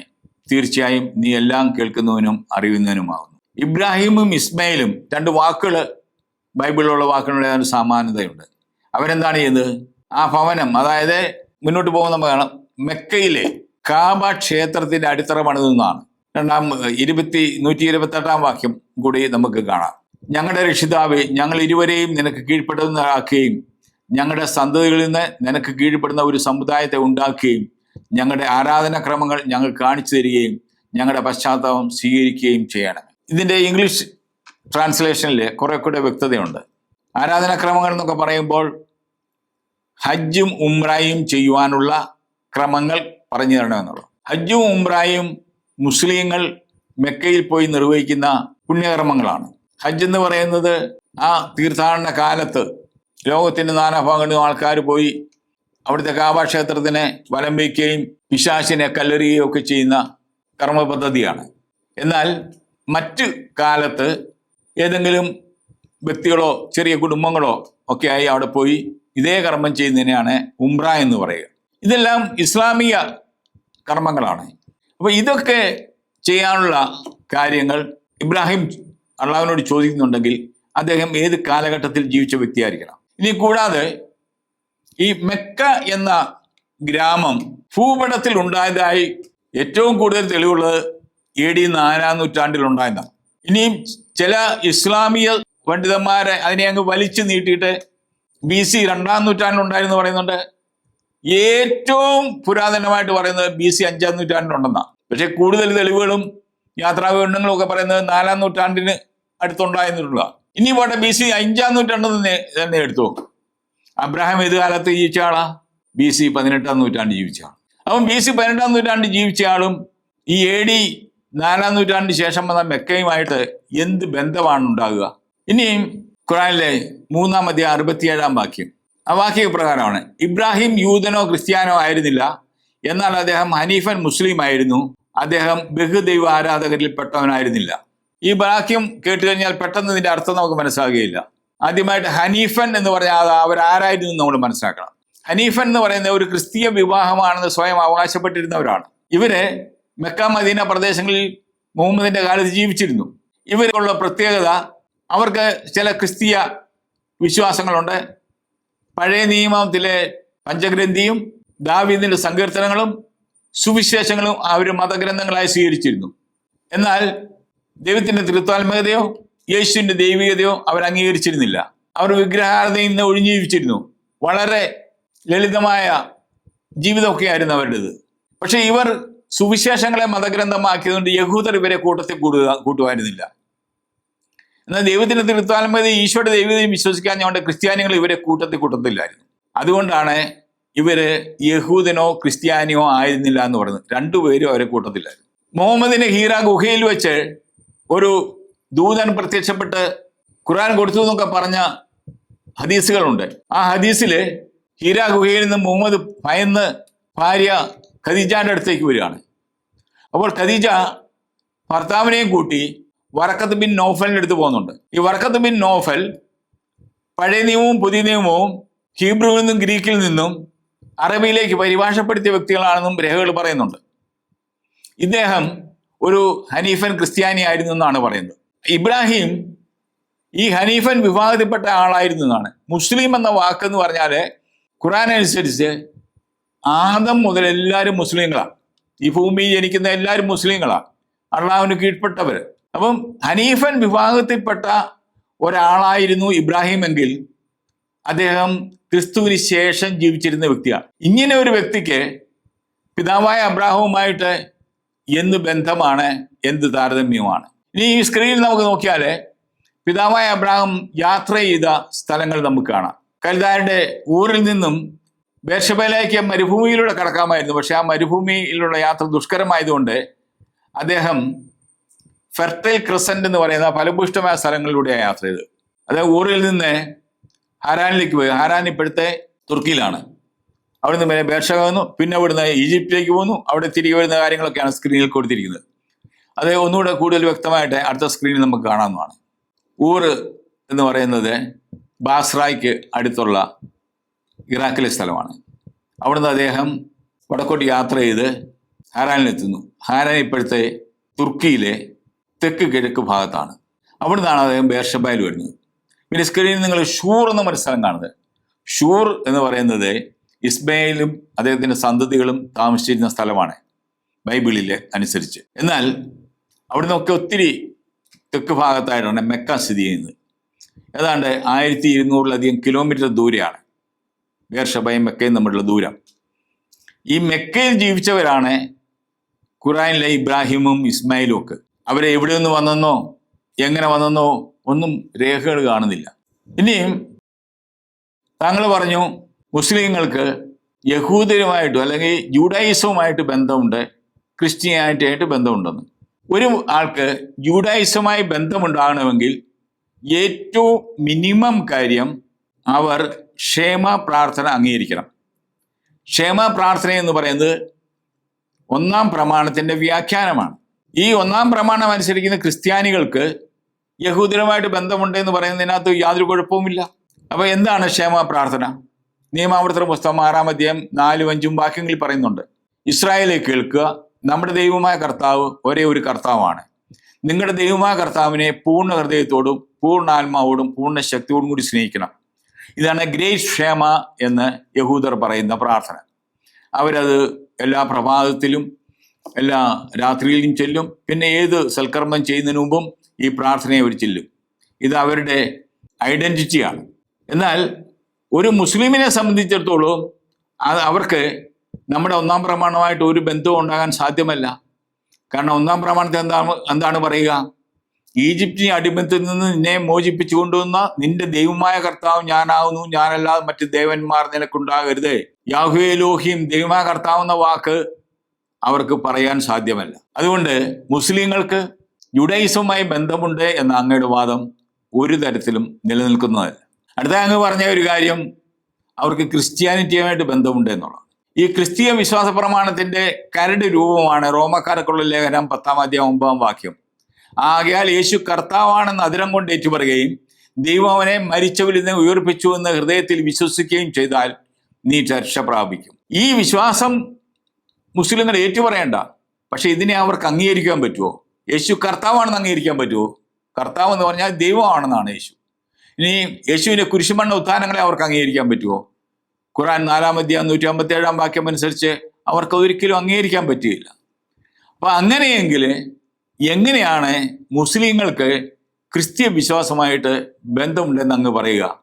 അങ്ങയുടെ ഈ പ്രസ്താവനയ്ക്ക് യാതൊരു അടിസ്ഥാനവുമില്ല എന്ന് പറയുവാൻ ഞാൻ ആഗ്രഹിക്കുകയാണ്. ഇനി ഞാൻ ഈ പറഞ്ഞ കാര്യങ്ങളൊന്നും അങ്ങേക്ക് വിശ്വാസമല്ലായെങ്കിൽ ഖുർആനിൽ ഇബ്രാഹിമിനെ പറ്റി 136 വാക്യം 25 അധ്യായത്തിലായിട്ട് കിടപ്പുണ്ട്. അത് കണ്ടെടുക്കുവാനെങ്കിൽ ഒരുപക്ഷെ ശ്രമകരമായിരിക്കും. അതുകൊണ്ട് സ്ക്രീനിൽ ഇതാ ഞാൻ ആ 136 വാക്യങ്ങളുടെയും നമ്പറുകൾ കൊടുത്തിരിക്കുന്നു. ഈ വാക്യങ്ങൾ മുഴുവനും അങ്ങൊരു പേപ്പറിൽ എഴുതിയിട്ട് അതിനെ ഒന്ന് ആദ്യം ക്രമത്തിലാക്കുവാൻ ഒന്ന് പരിശ്രമിച്ചു നോക്കുക. ഇന്ന് വരെയായിട്ടും ആർക്കും അത് സാധിച്ചിട്ടില്ല, എനിക്കും സാധിച്ചിട്ടില്ല. അങ്ങ് പരിശ്രമിക്കുക. ആ പരിശ്രമത്തിൽ അങ്ങ് വിജയിക്കുകയാണെങ്കിൽ ആ വിവരണത്തെ ബൈബിളിലെ അബ്രാഹത്തിൻ്റെ വിവരണവുമായി അങ്ങ് താരതമ്യം ചെയ്യുക. എന്നിട്ട് അങ്ങ് സ്വയം തീരുമാനിക്കുക, ബൈബിളിലെ അബ്രാഹവും ഖുർആനിലെ ഇബ്രാഹവുമായി ഏതെങ്കിലും രീതിയിൽ സമാനതകളുണ്ടോ, ബന്ധമുണ്ടോ എന്ന്. ഇനി കത്തോലിക്ക സഭയുടെ മതബോധനം എന്താണ് പറയുന്നത്? CCC 59. In order to gather together scattered humanity, God calls Abraham from his country, his kindred, and his father's house, and makes him Abraham, that is, the father of a multitude of nations. In you all the nations of the earth shall be blessed. മലയാളത്തിലെ ദൈവം അബ്രാഹത്തെ തിരഞ്ഞെടുക്കുന്നു. ചിതറിപ്പോയ മനുഷ്യവംശത്തെ മുഴുവൻ ഒന്നിച്ചു ചേർക്കാനായി ദൈവം അബ്രാഹാമിനെ വിളിച്ചുകൊണ്ട് പറഞ്ഞു, നിന്റെ നാട്ടിൽ നിന്നും ബന്ധുക്കളുടെ ഇടയിൽ നിന്നും നിന്റെ പിതാവിൻ്റെ ഭവനത്തിൽ നിന്നും പുറത്തു വരിക. ദൈവം അവനെ അബ്രാഹാം, അതായത് ജനതകളുടെ പിതാവാക്കി മാറ്റി. നിന്നിൽ ഭൂമിയിലെ സർവ്വജനതകളും അനുഗ്രഹീതമാകും. പ്രിയ സെബാസ്റ്റ്യൻ സ്റ്റീഫൻ സാർ, ഇവിടെ കത്തോലിക്ക സഭയുടെ മതബോധന ഗ്രന്ഥം അവതരിപ്പിക്കുന്ന അബ്രാഹാം ബൈബിളിൽ രേഖപ്പെടുത്തിയിരിക്കുന്ന അബ്രാഹാം ഒരാൾ മാത്രമാണ്. ബൈബിളിൽ രേഖപ്പെടുത്തിയിരിക്കുന്ന അബ്രാഹാമുമായി ഖുർആനിലെ ഇബ്രാഹിമിന് യാതൊരു ബന്ധവുമില്ല എന്ന് നമ്മൾ കണ്ടുകഴിഞ്ഞു. അതുകൊണ്ട് മുസ്ലിങ്ങൾക്ക് ജുഡായിസവും ക്രിസ്ത്യാനിറ്റിയുമായിട്ട് ബന്ധമുണ്ടെന്നും ജുഡായിസവും ക്രിസ്ത്യാനിറ്റിയുമായി ബന്ധത്തിലുള്ള അബ്രാഹവുമായി അവർക്ക് സ്വീകാര്യതയുണ്ടെന്നും അങ്ങ് പറയുന്നത് അടിസ്ഥാനരഹിതമാണ്, വാസ്തവ വിരുദ്ധമാണ്. അടുത്ത ടോപ്പിക്, ഗോഡ് ഈസ് ലവ്, ദൈവം സ്നേഹമാവുന്നു. ഇത് ഗ്രീക്കിൽ പറയുന്നത് ഹോത്തേയോസ് അഗാപ്പെ എസ്റ്റിന്ന. അതായത് ദൈവം സ്നേഹമാകുന്നു എന്ന് പറയുമ്പോൾ അഗാപ്പെ എന്ന വാക്കാണ് ഗ്രീക്കിൽ ഉപയോഗിക്കുക. പങ്കുവയ്ക്കുന്ന സ്നേഹം, ശൂന്യവൽക്കരിക്കുന്ന സ്നേഹം, പിതൃവാത്സല്യം എന്നൊക്കെയാണ് ഈ വാക്കിൻ്റെ അർത്ഥം. നമ്മൾ ബൈബിളിൽ സ്നേഹത്തെപ്പറ്റി എപ്രകാരത്തിലുള്ള വാക്യങ്ങളാണ് എന്ന് നമുക്ക് നോക്കാം. ഒന്ന് ദിനാവൃത്താന്തം 16:34. കർത്താവിന് കൃതജ്ഞത അർപ്പിക്കുവിൻ, അവിടുന്ന് നല്ലവനാണ്, അവിടുത്തെ സ്നേഹം ശാശ്വതമാണ്. ദൈവത്തിൻ്റെ സ്നേഹം ആപേക്ഷികമല്ല. അത് ആരുടെയെങ്കിലും സ്നേഹത്തിന് പ്രതിസ്നേഹം നൽകുന്നതല്ല. ദൈവം സ്നേഹത്തിൻ്റെ ഉറവിടമാണ്. യോഹന്നാൻ 3:16. എന്തെന്നാൽ അവനിൽ വിശ്വസിക്കുന്ന ഏവനും നശിച്ചു പോകാതെ നിത്യജീവൻ പ്രാപിക്കുന്നതിന് വേണ്ടി തൻ്റെ ഏകജാതനെ നൽകുവാൻ തക്കവിധം ദൈവം ലോകത്തെ അത്രമാത്രം സ്നേഹിച്ചു. ഇവിടെ ദൈവം ലോകത്തെ സ്നേഹിച്ചത് ലോകം അവനെ സ്നേഹിച്ചത് കൊണ്ടല്ല. നിരുപാധികമായ സ്നേഹമാണ് ദൈവത്തിൻ്റെ സ്നേഹം. മനുഷ്യൻ ദൈവത്തെ സ്നേഹിച്ചാലും ദൈവത്തിനെതിരെ തെറ്റ് ചെയ്താലും ദൈവം നമ്മളെ സ്നേഹിക്കുന്നു എന്നാണ് അവിടുത്തെ മഹത്വം. റോമാക്കാർക്കുള്ള ലേഖനം 5:8 പ്രകാരം വായിക്കുന്നു, എന്നാൽ നാം പാപികളായിരിക്കെ ക്രിസ്തു നമുക്ക് വേണ്ടി മരിച്ചു, അങ്ങനെ നമ്മോടുള്ള തൻ്റെ സ്നേഹം ദൈവം പ്രകടമാക്കിയിരിക്കുന്നു. നമുക്ക് ഓരോ മനുഷ്യനും പാപം ചെയ്യുമ്പോൾ ദൈവകൽപ്പനയെ ലംഘിക്കുകയാണ് ചെയ്യുന്നത്. അങ്ങനെ ദൈവത്തിൻ്റെ കൽപ്പനകളെ ലംഘിച്ച് പാപം ചെയ്യുന്നതിനെ പോലും ദൈവം സ്നേഹിക്കുന്നു എന്നതാണ് ദൈവസ്നേഹത്തിൻ്റെ അനന്യത. എന്നാൽ ഖുറാനിൽ അല്ലാഹു സ്നേഹമാണെന്ന് പറയുവാൻ സാധ്യമല്ല. അൽഹൂബ്, സ്നേഹം. അല്ലാഹുവിന് 99 നാമങ്ങളുണ്ട്. ആ നാമത്തിൽ ഈ സ്നേഹം അഥവാ അൽഹൂബ് എന്ന ഒരു നാമം അള്ളാഹുവിനില്ല. ഇനി ആരെങ്കിലും അല്ലാഹുൽ ഹൂബ്, ദൈവം സ്നേഹമാവുന്നു എന്ന് പറഞ്ഞാൽ അത് ദൈവദൂഷണമായിട്ട് കരുതും. അതുകൊണ്ട് അറബി ബൈബിളിൽ 1 യോഹന്നാൻ 4:8 അല്ലാഹുൽ ഹൂബ് എന്ന് എഴുതിയിട്ടില്ല. കാരണം അത് ദൈവദൂഷണമാണ്. പിന്നെന്താണെന്ന് എഴുതിയിരിക്കുന്നത്? അല്ലാഹു മഹബത്ത്. മഹബത്ത് എന്ന വാക്ക് ഇഷ്ടപ്പെടുക എന്നുള്ളതാണ്. എന്നാൽ യോഹന്നാൻ 3:16 ദൈവം സ്നേഹിക്കുന്നു എന്ന് പറയുന്നിടത്ത് ഈ ഹൂബ് തന്നെയാണ് അറബി ബൈബിളിൽ ഉപയോഗിച്ചിരിക്കുന്നത്. പക്ഷേ ദൈവം സ്നേഹമാകുന്നു എന്ന് പറയുന്നിടത്ത് ഈ ഹൂബ് എന്ന പദം, അതായത് യഥാർത്ഥത്തിൽ മനുഷ്യഹൃദയങ്ങൾ തമ്മിലുള്ള സ്നേഹത്തെ സൂചിപ്പിക്കുന്ന പദം, അത് അറബിയിൽ ഉപയോഗിച്ചിട്ടില്ല. കാരണം മുസ്ലിങ്ങളെ സംബന്ധിച്ചിടത്തോളം ദൈവം സ്നേഹമാകുന്നു എന്ന് പറഞ്ഞാൽ അത് ദൈവദൂഷണമാണ്. ഏതാനും വർഷങ്ങൾക്ക് മുമ്പ് മലേഷ്യയിലെ ഒരു സ്ത്രീ ഒരു പുസ്തകം എഴുതി. ആ പുസ്തകത്തിൻ്റെ പേര് ഇതായിരുന്നു, അല്ലാഹുൽ ഹൂബ്, ദൈവം സ്നേഹമാകുന്നു. സ്ത്രീ ജയിലിൽ പോയി കിടക്കേണ്ടി വന്നു. ഇതാണ് ഇസ്ലാമിക നിയമം. ഇനിയും അള്ളാഹു ആരെയൊക്കെയാണ് സ്നേഹിക്കുന്നത് നമുക്ക് നോക്കാം. ഖുർആൻ 3-148 വാക്യം. തന്മൂലം ഇഹലോകത്തെ പ്രതിഫലവും പരലോകത്തെ അതിവിഷ്ടമായ പ്രതിഫലവും അള്ളാഹു അവർക്ക് നൽകി. അള്ളാഹു സൽക്കർമ്മികളെ സ്നേഹിക്കുന്നു. അതായത് മനുഷ്യൻ സൽക്കർമ്മം ചെയ്താൽ അവരെ അള്ളാഹു സ്നേഹിക്കും. അതായത് മനുഷ്യൻ സ്നേഹിക്കുന്നു, അള്ളാഹു പ്രതിസ്നേഹം നൽകുന്നു. മാൻ ലവ്സ് ഗോഡ് റെസിപ്രോക്കേറ്റ്സ്. 3:76. അല്ല, വല്ലവനും തൻ്റെ കരാർ നിറവേറ്റുകയും ധർമ്മനിഷ്ഠ പാലിക്കുകയും ചെയ്യുന്ന പക്ഷം തീർച്ചയായും അള്ളാഹു ധർമ്മനിഷ്ഠ പാലിക്കുന്നവരെ ഇഷ്ടപ്പെടുന്നു. അപ്പോൾ മനുഷ്യൻ ധർമ്മനിഷ്ഠ പാലിച്ചാൽ അവരെ അള്ളാഹു സ്നേഹിക്കും. എല്ലാം കണ്ടീഷണലാണ്. അള്ളാഹു ക്ഷമാശീലരെ സ്നേഹിക്കും. ഖുർആൻ 3-146 വാക്യം. എത്ര പ്രവാചകന്മാരോടൊപ്പം അനേകം ദേവദാസന്മാർ യുദ്ധം ചെയ്തിട്ടുണ്ട്. എന്നിട്ട് അള്ളാഹുവിൻ്റെ മാർഗത്തിൽ തങ്ങൾക്ക് നേരിട്ട യാതൊന്നും കൊണ്ടും അവർ തളർന്നില്ല. അവർ ദൗർബല്യം കാണിക്കുകയോ ഒതുങ്ങിക്കൂടുകയോ ചെയ്തില്ല. അത്തരം ക്ഷമാശീലരെ അള്ളാഹു സ്നേഹിക്കുന്നു. ഇവിടെ എന്തിനാണ് ക്ഷമാശീലം കാണിക്കേണ്ടത്? അള്ളാഹുവിന് വേണ്ടി യുദ്ധം ചെയ്യുവാൻ. അള്ളാഹുവിന് വേണ്ടി യുദ്ധം ചെയ്ത് അവിശ്വാസികളെ കൊല്ലുന്നത് അള്ളാഹുവിന് വലിയ ഇഷ്ടമുള്ള കാര്യമാണ്. അങ്ങനെയുള്ളവരെ അള്ളാഹു സ്നേഹിക്കും. നീതി പാലിക്കുന്നവരെ ഇഷ്ടപ്പെടുന്നു. ഖുർആൻ 60-8 വാക്യം. മതകാര്യത്തിൽ നിങ്ങളോട് യുദ്ധം ചെയ്യാതിരിക്കുകയും നിങ്ങളുടെ വീടുകളിൽ നിന്ന് നിങ്ങളെ പുറത്താക്കാതിരിക്കുകയും ചെയ്യുന്നവരെ സംബന്ധിച്ചിടത്തോളം നിങ്ങൾ അവർക്ക് നന്മ ചെയ്യുന്നതും നിങ്ങൾ അവരോട് നീതി കാണിക്കുന്നതും അള്ളാഹു നിങ്ങളോട് നിരോധിക്കുന്നില്ല. തീർച്ചയായും അള്ളാഹു നീതി പാലിക്കുന്നവരെ ഇഷ്ടപ്പെടുന്നു. അതായത് ആരോടെങ്കിലും ഒരു മനുഷ്യനോട് സ്നേഹമായി പെരുമാറിയാൽ അള്ളാഹു അങ്ങനെയുള്ള പെരുമാറ്റത്തെ നിരോധിക്കുന്നില്ല. അത് വലിയൊരു ഔദാര്യമാണ് അള്ളാഹുവിൻ്റെ. അങ്ങനെ നീതി പാലിക്കുന്നവരെ അള്ളാഹു ഇഷ്ടപ്പെടുന്നു. ഇനിയും ഖുർആൻ 3:32. പറയുക, നിങ്ങൾ അള്ളാഹുവേയും റസൂലിനെയും അനുസരിക്കുവിൻ. ഇനി അവർ പിന്തിരിഞ്ഞ് കളയുന്ന പക്ഷം അള്ളാഹു അവിശ്വാസികളെ സ്നേഹിക്കുന്നതല്ല തീർച്ച. ഇതുപോലുള്ള വാക്യങ്ങൾ 17 പ്രാവശ്യം വീണ്ടും ഖുർആനിൽ ആവർത്തിക്കുന്നുണ്ട്. അതായത് അള്ളാഹുവിൽ വിശ്വസിക്കാത്തവരെ അള്ളാഹു ഒരു കാരണവശാലും സ്നേഹിക്കുന്നതേ അല്ല. ഇങ്ങനെയുള്ള ഒരു അള്ളാഹു എങ്ങനെ പ്രപഞ്ച സൃഷ്ടാവാകും? പ്രപഞ്ച സൃഷ്ടാവിനെ വിശ്വാസികളെന്നും അവിശ്വാസികളെന്നും വേർതിരിക്കാൻ പറ്റുമോ? ബൈബിളിൽ മത്തായിയുടെ സുവിശേഷത്തിൽ പറയുന്നു, ദൈവം നീതിമാനെയും നീതിരഹിതന്റെയും മേൽ സൂര്യനെ ഉദിപ്പിക്കുകയും ശിഷ്ടന്റെയും ദുഷ്ടന്റെയും മേൽ മഴ പെയ്യുകയും ചെയ്യുന്നു. ദൈവം മനുഷ്യന് സൂര്യപ്രകാശം കൊടുക്കുമ്പോഴും മഴ കൊടുക്കുമ്പോഴും അവൻ നീതി പ്രവർത്തിക്കുന്നവനാണോ, സൽക്കർമ്മിയാണോ, ദുഷ്ടനാണോ, പാപിയാണോ ഒന്നും നോക്കാറില്ല. അതുകൊണ്ട് ബൈബിൾ എന്താണ് പറയുക? സ്നേഹം സാർവത്രികമാണ്. ലൂക്കാ സുവിശേഷം 6-32 വാക്യം. നിങ്ങളെ സ്നേഹിക്കുന്നവരെ നിങ്ങൾ സ്നേഹിക്കുന്നതിൽ എന്ത് മേന്മയാണുള്ളത്? പാപികളും തങ്ങളെ സ്നേഹിക്കുന്നവരെ സ്നേഹിക്കുന്നുണ്ടല്ലോ. ഇനിയും ബൈബിളിലെ ദൈവം ഭയപ്പെടേണ്ട എന്ന് പറയുന്നതാണ്. ഭയം അകറ്റുന്ന ദൈവമാണ്. യെശയ്യാ 41:10.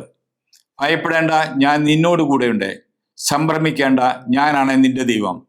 ഞാൻ നിന്നെ ശക്തിപ്പെടുത്തുകയും സഹായിക്കുകയും ചെയ്യും. എൻ്റെ വിജയകരമായ വലതു കൈകൊണ്ട് ഞാൻ നിന്നെ താങ്ങി നിർത്തും. എന്നാൽ ഖുർആനിലെ അള്ളാഹു എപ്രകാരമാണെന്ന് നോക്കാം. ഖുർആൻ 8-12 വാക്യം. നിന്റെ രക്ഷിതാവ് മലക്കൾക്ക് ബോധനം നൽകിയിരിക്കുന്ന സന്ദർഭം ഞാൻ നിങ്ങളുടെ കൂടെയുണ്ട്. അതിനാൽ സത്യവിശ്വാസികളെ നിങ്ങൾ ഉറപ്പിച്ചു നിർത്തുക. സത്യനിഷേധികളുടെ മനസ്സുകളിൽ ഞാൻ ഭയം വിട്ടുകൊടുക്കുന്നതാണ്. അതിനാൽ കഴുത്തുകൾക്ക് മീതെ നിങ്ങൾ വെട്ടിക്കൊള്ളുക, അവരുടെ വിരലുകളെല്ലാം നിങ്ങൾ വെട്ടിക്കളയുകയും ചെയ്യുക. അപ്പം സത്യനിഷേധികളുടെ, അവിശ്വാസികളുടെ, മുസ്ലിം അല്ലാത്തവരുടെ ഹൃദയങ്ങളിൽ ഭയം വിട്ടുകൊടുക്കുന്നു. അവർ അങ്ങനെ ഭയപ്പെട്ട് നിൽക്കുമ്പോൾ വിശ്വാസികൾ എന്ത് ചെയ്യണം? പോയി അവരെ വെട്ടണം. അപ്പൊ നിങ്ങൾ പറയും, അയ്യോ പഴയ നിയമത്തിൽ ഇങ്ങനെയൊക്കെ ഇല്ലെന്ന്. പക്ഷേ ഈ ഖുർആൻ പറയുന്നത് ഞങ്ങൾ പഴയ നിയമവും പുതിയ നിയമവും സ്വീകരിക്കുന്നതാണ്. അപ്പം പുതിയ നിയമത്തിന് ശേഷം ഇങ്ങനെ ഉള്ള അള്ളാഹു പ്രവർത്തിക്കുന്നുവെങ്കിൽ ആ അള്ളാഹു വീണ്ടും പുതിയ നിയമത്തെ ഉപേക്ഷിച്ച് പഴയ നിയമത്തിലേക്ക് പോകുന്ന വ്യക്തിയല്ലേ? ബൈബിൾ പറയുന്നു, അയൽക്കാരനെ സ്നേഹിക്കുക. ലേവ്യർ 19:18. നിന്റെ ജനത്തോട് പകയോ പ്രതികാരമോ പാടില്ല. നിന്നെപ്പോലെ നിന്റെ അയൽക്കാരനെ സ്നേഹിക്കുക, ഞാനാണ് കർത്താവ്. ഇത് മർക്കോസിന്റെ സുവിശേഷം 12-31 വാക്യത്തിൽ ആവർത്തിക്കുന്നുണ്ട് പുതിയ നിയമത്തിൽ. എന്നാൽ ഖുർആനിലെ അള്ളാഹു അയൽക്കാരനോട് എപ്രകാരം പ്രവർത്തിക്കണമെന്നാണ് പറയുക? അയൽക്കാരനോട് ക്രൂരത കാണിക്കണം. 9-121 വാക്യം. സത്യവിശ്വാസികളെ, നിങ്ങളുടെ അടുത്ത് താമസിക്കുന്ന സത്യനിഷേധികളോടെ നിങ്ങൾ യുദ്ധം ചെയ്യുക. അവർ നിങ്ങളിൽ രൂക്ഷത കണ്ടെത്തണം. അള്ളാഹു സൂക്ഷ്മത പാലിക്കുന്നവരോടൊപ്പമാണെന്ന് നിങ്ങൾ മനസ്സിലാക്കുകയും ചെയ്യുക. അപ്പം സ്വന്തം അയൽക്കാരൻ നിങ്ങളുടെ ക്രൂരത കാണണമെന്നാണ് അള്ളാഹു ആഗ്രഹിക്കുന്നത്. ഒന്ന് ആലോചിച്ച് നോക്കുക, ഇങ്ങനെയുള്ള ഒരു അള്ളാഹു എങ്ങനെ പ്രപഞ്ച സൃഷ്ടാവാകുമെന്ന്. കത്തോലിക്ക സഭയുടെ മതബോധന ഗ്രന്ഥം ദൈവസ്നേഹത്തെ പറ്റി എന്താണ് പറയുന്നത്? God is love, CCC 220. God's love is everlasting, for the mountains may depart and the hills be removed, but my steadfast love shall not depart from you. Through Jeremiah, God declared to his people, I have loved you with an everlasting love. Therefore, I have continued my faithfulness to you. CCC 221.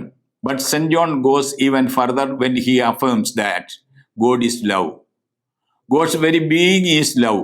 By sending his only Son and the Spirit of love in fullness of time, God has revealed his innermost secret.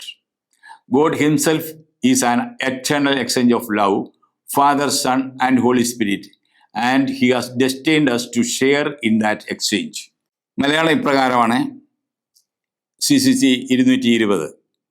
ദൈവത്തിൻ്റെ സ്നേഹം നിത്യമാണ്. മലകൾ അകന്നു പോയേക്കാം, കുന്നുകൾ മാറ്റപ്പെട്ടേക്കാം, എന്നാൽ എൻ്റെ അചഞ്ചലമായ സ്നേഹം നിന്നെ പിരിയുകയില്ല. നിത്യസ്നേഹത്താൽ നിന്നെ ഞാൻ സ്നേഹിച്ചു, അതിനാൽ നിന്നോടുള്ള വിശ്വസ്തത ഞാൻ നിരന്തരം പാലിച്ചു. 221.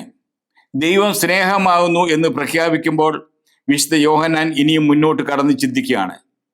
ദൈവത്തിൻ്റെ ഉണ്മ തന്നെ സ്നേഹമാണ്.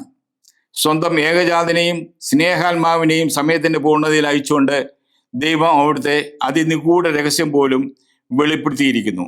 പിതാവും പുത്രനും പരിശുദ്ധാത്മാവുമായ ഏക ദൈവം തന്നെ സ്നേഹത്തിൻ്റെ നിത്യമായ പരസ്പര ദാനമാണ്. അതിൽ നാമും പങ്കുചേരണമെന്ന് അവിടുന്ന് നിശ്ചയിച്ചിരിക്കുന്നു. പ്രിയ സെബാസ്റ്റ്യൻ സ്റ്റീഫൻ സാർ, കത്തോലിക്ക സഭയുടെ മതബോധന ഗ്രന്ഥം ബൈബിൾ അവതരിപ്പിക്കുന്ന ദൈവം സ്നേഹമാകുന്നു എന്ന പ്രമേയത്തെയാണ് അരക്കിട്ടുറപ്പിക്കുന്നത്. എന്നാൽ ഖുറാനിലെ അള്ളാഹു ഈ കത്തോലിക്ക സഭയുടെ മതബോധന ഗ്രന്ഥം അവതരിപ്പിക്കുന്നതും ബൈബിൾ അവതരിപ്പിക്കുന്നതുമായ സ്നേഹത്തിന് ഘടകവിരുദ്ധമായി പ്രവർത്തിക്കുന്ന അള്ളാഹ് എന്ന ദൈവമാണ്. അതുകൊണ്ട് കത്തോലിക്ക സഭയും ഇസ്ലാമും തമ്മിൽ സ്നേഹത്തെപ്പറ്റി ഒരേ അഭിപ്രായമാണ് ഉള്ളത്, അല്ലെങ്കിൽ ഒരേ കാഴ്ചപ്പാട് ആണ് ഉള്ളതെന്നുള്ള അങ്ങയുടെ നിലപാട് അടിസ്ഥാനരഹിതമാണ്, വാസ്തവ വിരുദ്ധമാണ്. അടുത്ത വിഷയം ദി ലാസ്റ്റ് ജഡ്ജ്മെന്റ്, അന്ത്യവിധി. ക്രിസ്ത്യാനികളും മുസ്ലിങ്ങളും ഒരേ അന്ത്യവിധിയിൽ വിശ്വസിക്കുന്നുവെന്നും ദൈവം വിടുതിയാളനായി വരുമെന്നും അങ്ങയുടെ നോട്ടിൽ ഞാൻ കാണുവാനിടയായി. നമുക്ക് അതൊന്ന് പരിശോധിച്ച് നോക്കാം. വിശുദ്ധ മത്തായിയുടെ സുവിശേഷം 25-ാം അധ്യായം 31-33 വാക്യങ്ങൾ. മനുഷ്യപുത്രൻ എല്ലാ ദൂതന്മാരോടും കൂടെ മഹത്വത്തിൽ എഴുന്നള്ളുമ്പോൾ അവൻ തൻ്റെ മഹിമയുടെ സിംഹാസനത്തിൽ ഉപവിഷ്ടനാകും. അവൻ്റെ മുമ്പിൽ എല്ലാ ജനതകളും ഒരുമിച്ച് കൂട്ടപ്പെടും. ഇടയൻ ചെമ്പരിയാടുകളെ കോലാടുകളിൽ നിന്നും വേർതിരിക്കുന്നത് പോലെ അവൻ അവരെ തമ്മിൽ വേർതിരിക്കും. അവൻ ചെമ്പരിയാടുകളെ തൻ്റെ വലതുവശത്തും കോലാടുകളെ ഇടതുവശത്തും നിർത്തും. ഇവിടെ വിധിയാളനായി വരുന്നത് നമ്മുടെ കർത്താവ് ഈശോ മിശിഹായാണ്. ഈശോ ദൈവമാണെന്ന് നമ്മൾ വിശ്വസിക്കുന്നു. എന്നാൽ ഇസ്ലാമിലെ വിധികർത്താവ് ആരാണ്?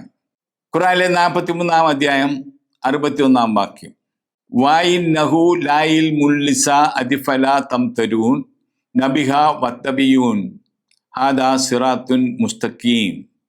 നിശ്ചയമായും അവൻ അന്ത്യസമയത്തുള്ള അറിവാകുന്നു, അതിനാൽ അതിനെപ്പറ്റി സംശയിക്കരുത്, എന്നെ പിന്തുടരുക, ഇതാകുന്നു നേരായ പാത. ഇവിടെ അന്ത്യസമയത്തെ പറ്റിയുള്ള അറിവ് അള്ളാഹുവിൻ്റെ പക്കലാകുന്നു എന്ന് ഖുർആൻ 7-ാം അധ്യായം 187-ാം വാക്യത്തിൽ പറയുന്നുണ്ട്. എന്നാൽ ഈ വാക്യത്തിൽ പറയുന്നു ആ അറിവ് അത് ഈസായാണെന്ന്. ഖുർആനിലെ അവർ പറയുന്ന യേശു. എന്നാൽ ഖുർആനിലെ ഈസ കേവലം മനുഷ്യനാണെന്നുള്ളതാണ് മുസ്ലിങ്ങളുടെ വിശ്വാസം. നമ്മൾ യേശുവിനെ ദൈവവുമായി വിശ്വസിക്കുന്നത് പോലെ ഖുർആനിലെ ഈസായെ അവർ ദൈവമോ ദൈവപുത്രനായോ വിശ്വസിക്കുന്നില്ല. ഈ ഈസ വിധിയാളനായി വരുമ്പോൾ എന്തൊക്കെയാണ് ചെയ്യുക എന്ന് ഒരു ഹദീസിൽ വ്യക്തമായി പറയുന്നുണ്ട്. ആ ഹദീസ് പ്രകാരമാണ്. Narrated Abu Huraira, Allah's apostle said, "By him in whose hands my soul is, surely the Son of Mary will soon descend amongst you and will judge mankind justly. He will break the cross and kill the pigs, and there will be no jizya. Money will be in abundance so that nobody will accept it. A single prostration to Allah will be better than the whole world and whatever is in it."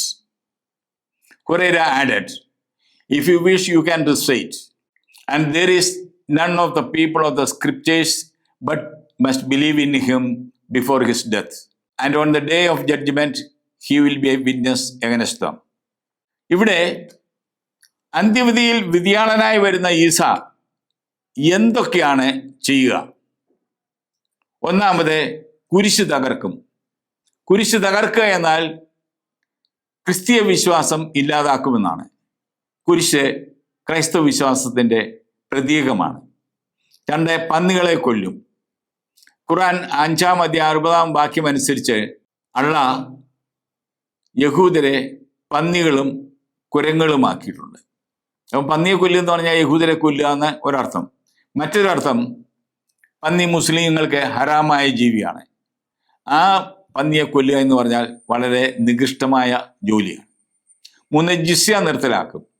ഒരു ഇസ്ലാമിക ഭരണത്തിന് കീഴിൽ വരുമ്പോൾ ക്രിസ്ത്യാനികൾക്കും യഹൂദർക്കും 3 options ഉണ്ട്. 1, അവർക്ക് നാട് വിട്ടു പോകാം. 2, മതനികുതി കൊടുത്ത് 2ാം തരം പൗരന്മാരായിട്ട് അവർ ജീവിക്കാം. 3, അവർക്ക് വധശിക്ഷയ്ക്ക് അർഹരാകാം. അപ്പൊ ഇങ്ങനെ മതനികുതി കൊടുത്ത് ജീവിക്കുന്ന സമ്പ്രദായം ഈസ വരുമ്പോൾ നിർത്തലാക്കും. പിന്നീട് 2 ഓപ്ഷനേ ഉള്ളൂ. 1, ദേശം വിട്ടുപോവുക, അല്ലെങ്കിൽ വധശിക്ഷയ്ക്ക് ഇരയാകുക. പണവും സുലഭമാകും. 5-ാമത്തേത്, ഈസയുടെ മരണത്തിന് മുമ്പായി എല്ലാ യഹൂദരും ക്രിസ്ത്യാനികളും അവനെ ഒരു മനുഷ്യനായ പ്രവാചകനായി അംഗീകരിക്കും. നമ്മൾ യേശുവിനെ ദൈവപുത്രനായും ദൈവവുമായിട്ടാണ് അംഗീകരിക്കുന്നത്. അന്ത്യവിധിക്ക് ഇസ്ലാമിൽ വരുന്ന ഈസ അവൻ്റെ മരണത്തിന് മുമ്പായി അവനെ മനുഷ്യനായി അംഗീകരിക്കണമെന്ന് ആവശ്യപ്പെടുന്നവനാണ്. 6-ാമത്, വിധി ദിനത്തിൽ ഈസായെ മനുഷ്യനായി അംഗീകരിക്കാത്തവരെ അവൻ അള്ളാഹുവിൻ്റെ മുമ്പിൽ തള്ളിപ്പറയും. നമ്മുടെ യേശുക്രിസ്തു വരുന്നത് തന്നിൽ വിശ്വസിച്ച ഏവരെയും താൻ ആയിരിക്കുന്നിടത്തേക്ക് കൊണ്ടുപോകാനാണ്. ഇവിടെ ക്രിസ്ത്യാനികളെ തള്ളിപ്പറയാൻ വേണ്ടിയിട്ടാണ് ഈസ വരുന്നത്. പ്രിയ സെബാസ്റ്റ്യൻ സ്റ്റീഫൻ സാർ, ഈ അന്ത്യവിധികൾ തമ്മിൽ എന്തെങ്കിലും താരതമ്യമുണ്ടോ? അന്ത്യവിധി എന്ന ഒരു വാക്ക് ഉപയോഗിച്ചതുകൊണ്ട് കത്തോലിക്ക സഭയും ഇസ്ലാമുമായിട്ട് ബന്ധമുണ്ടാകുമോ? ഇനിയും അന്ത്യവിധിയെപ്പറ്റി കത്തോലിക്ക സഭ എന്താണ് പഠിപ്പിക്കുന്നത്? The last judgement, CCC 1038. The resurrection of all the dead, of both the just and the unjust, will precede the last judgment. This will be the hour when all who are in the tombs will hear the Son of Man's voice and come forth. Those who have done good to the resurrection of life, and those who have done evil to the resurrection of judgment.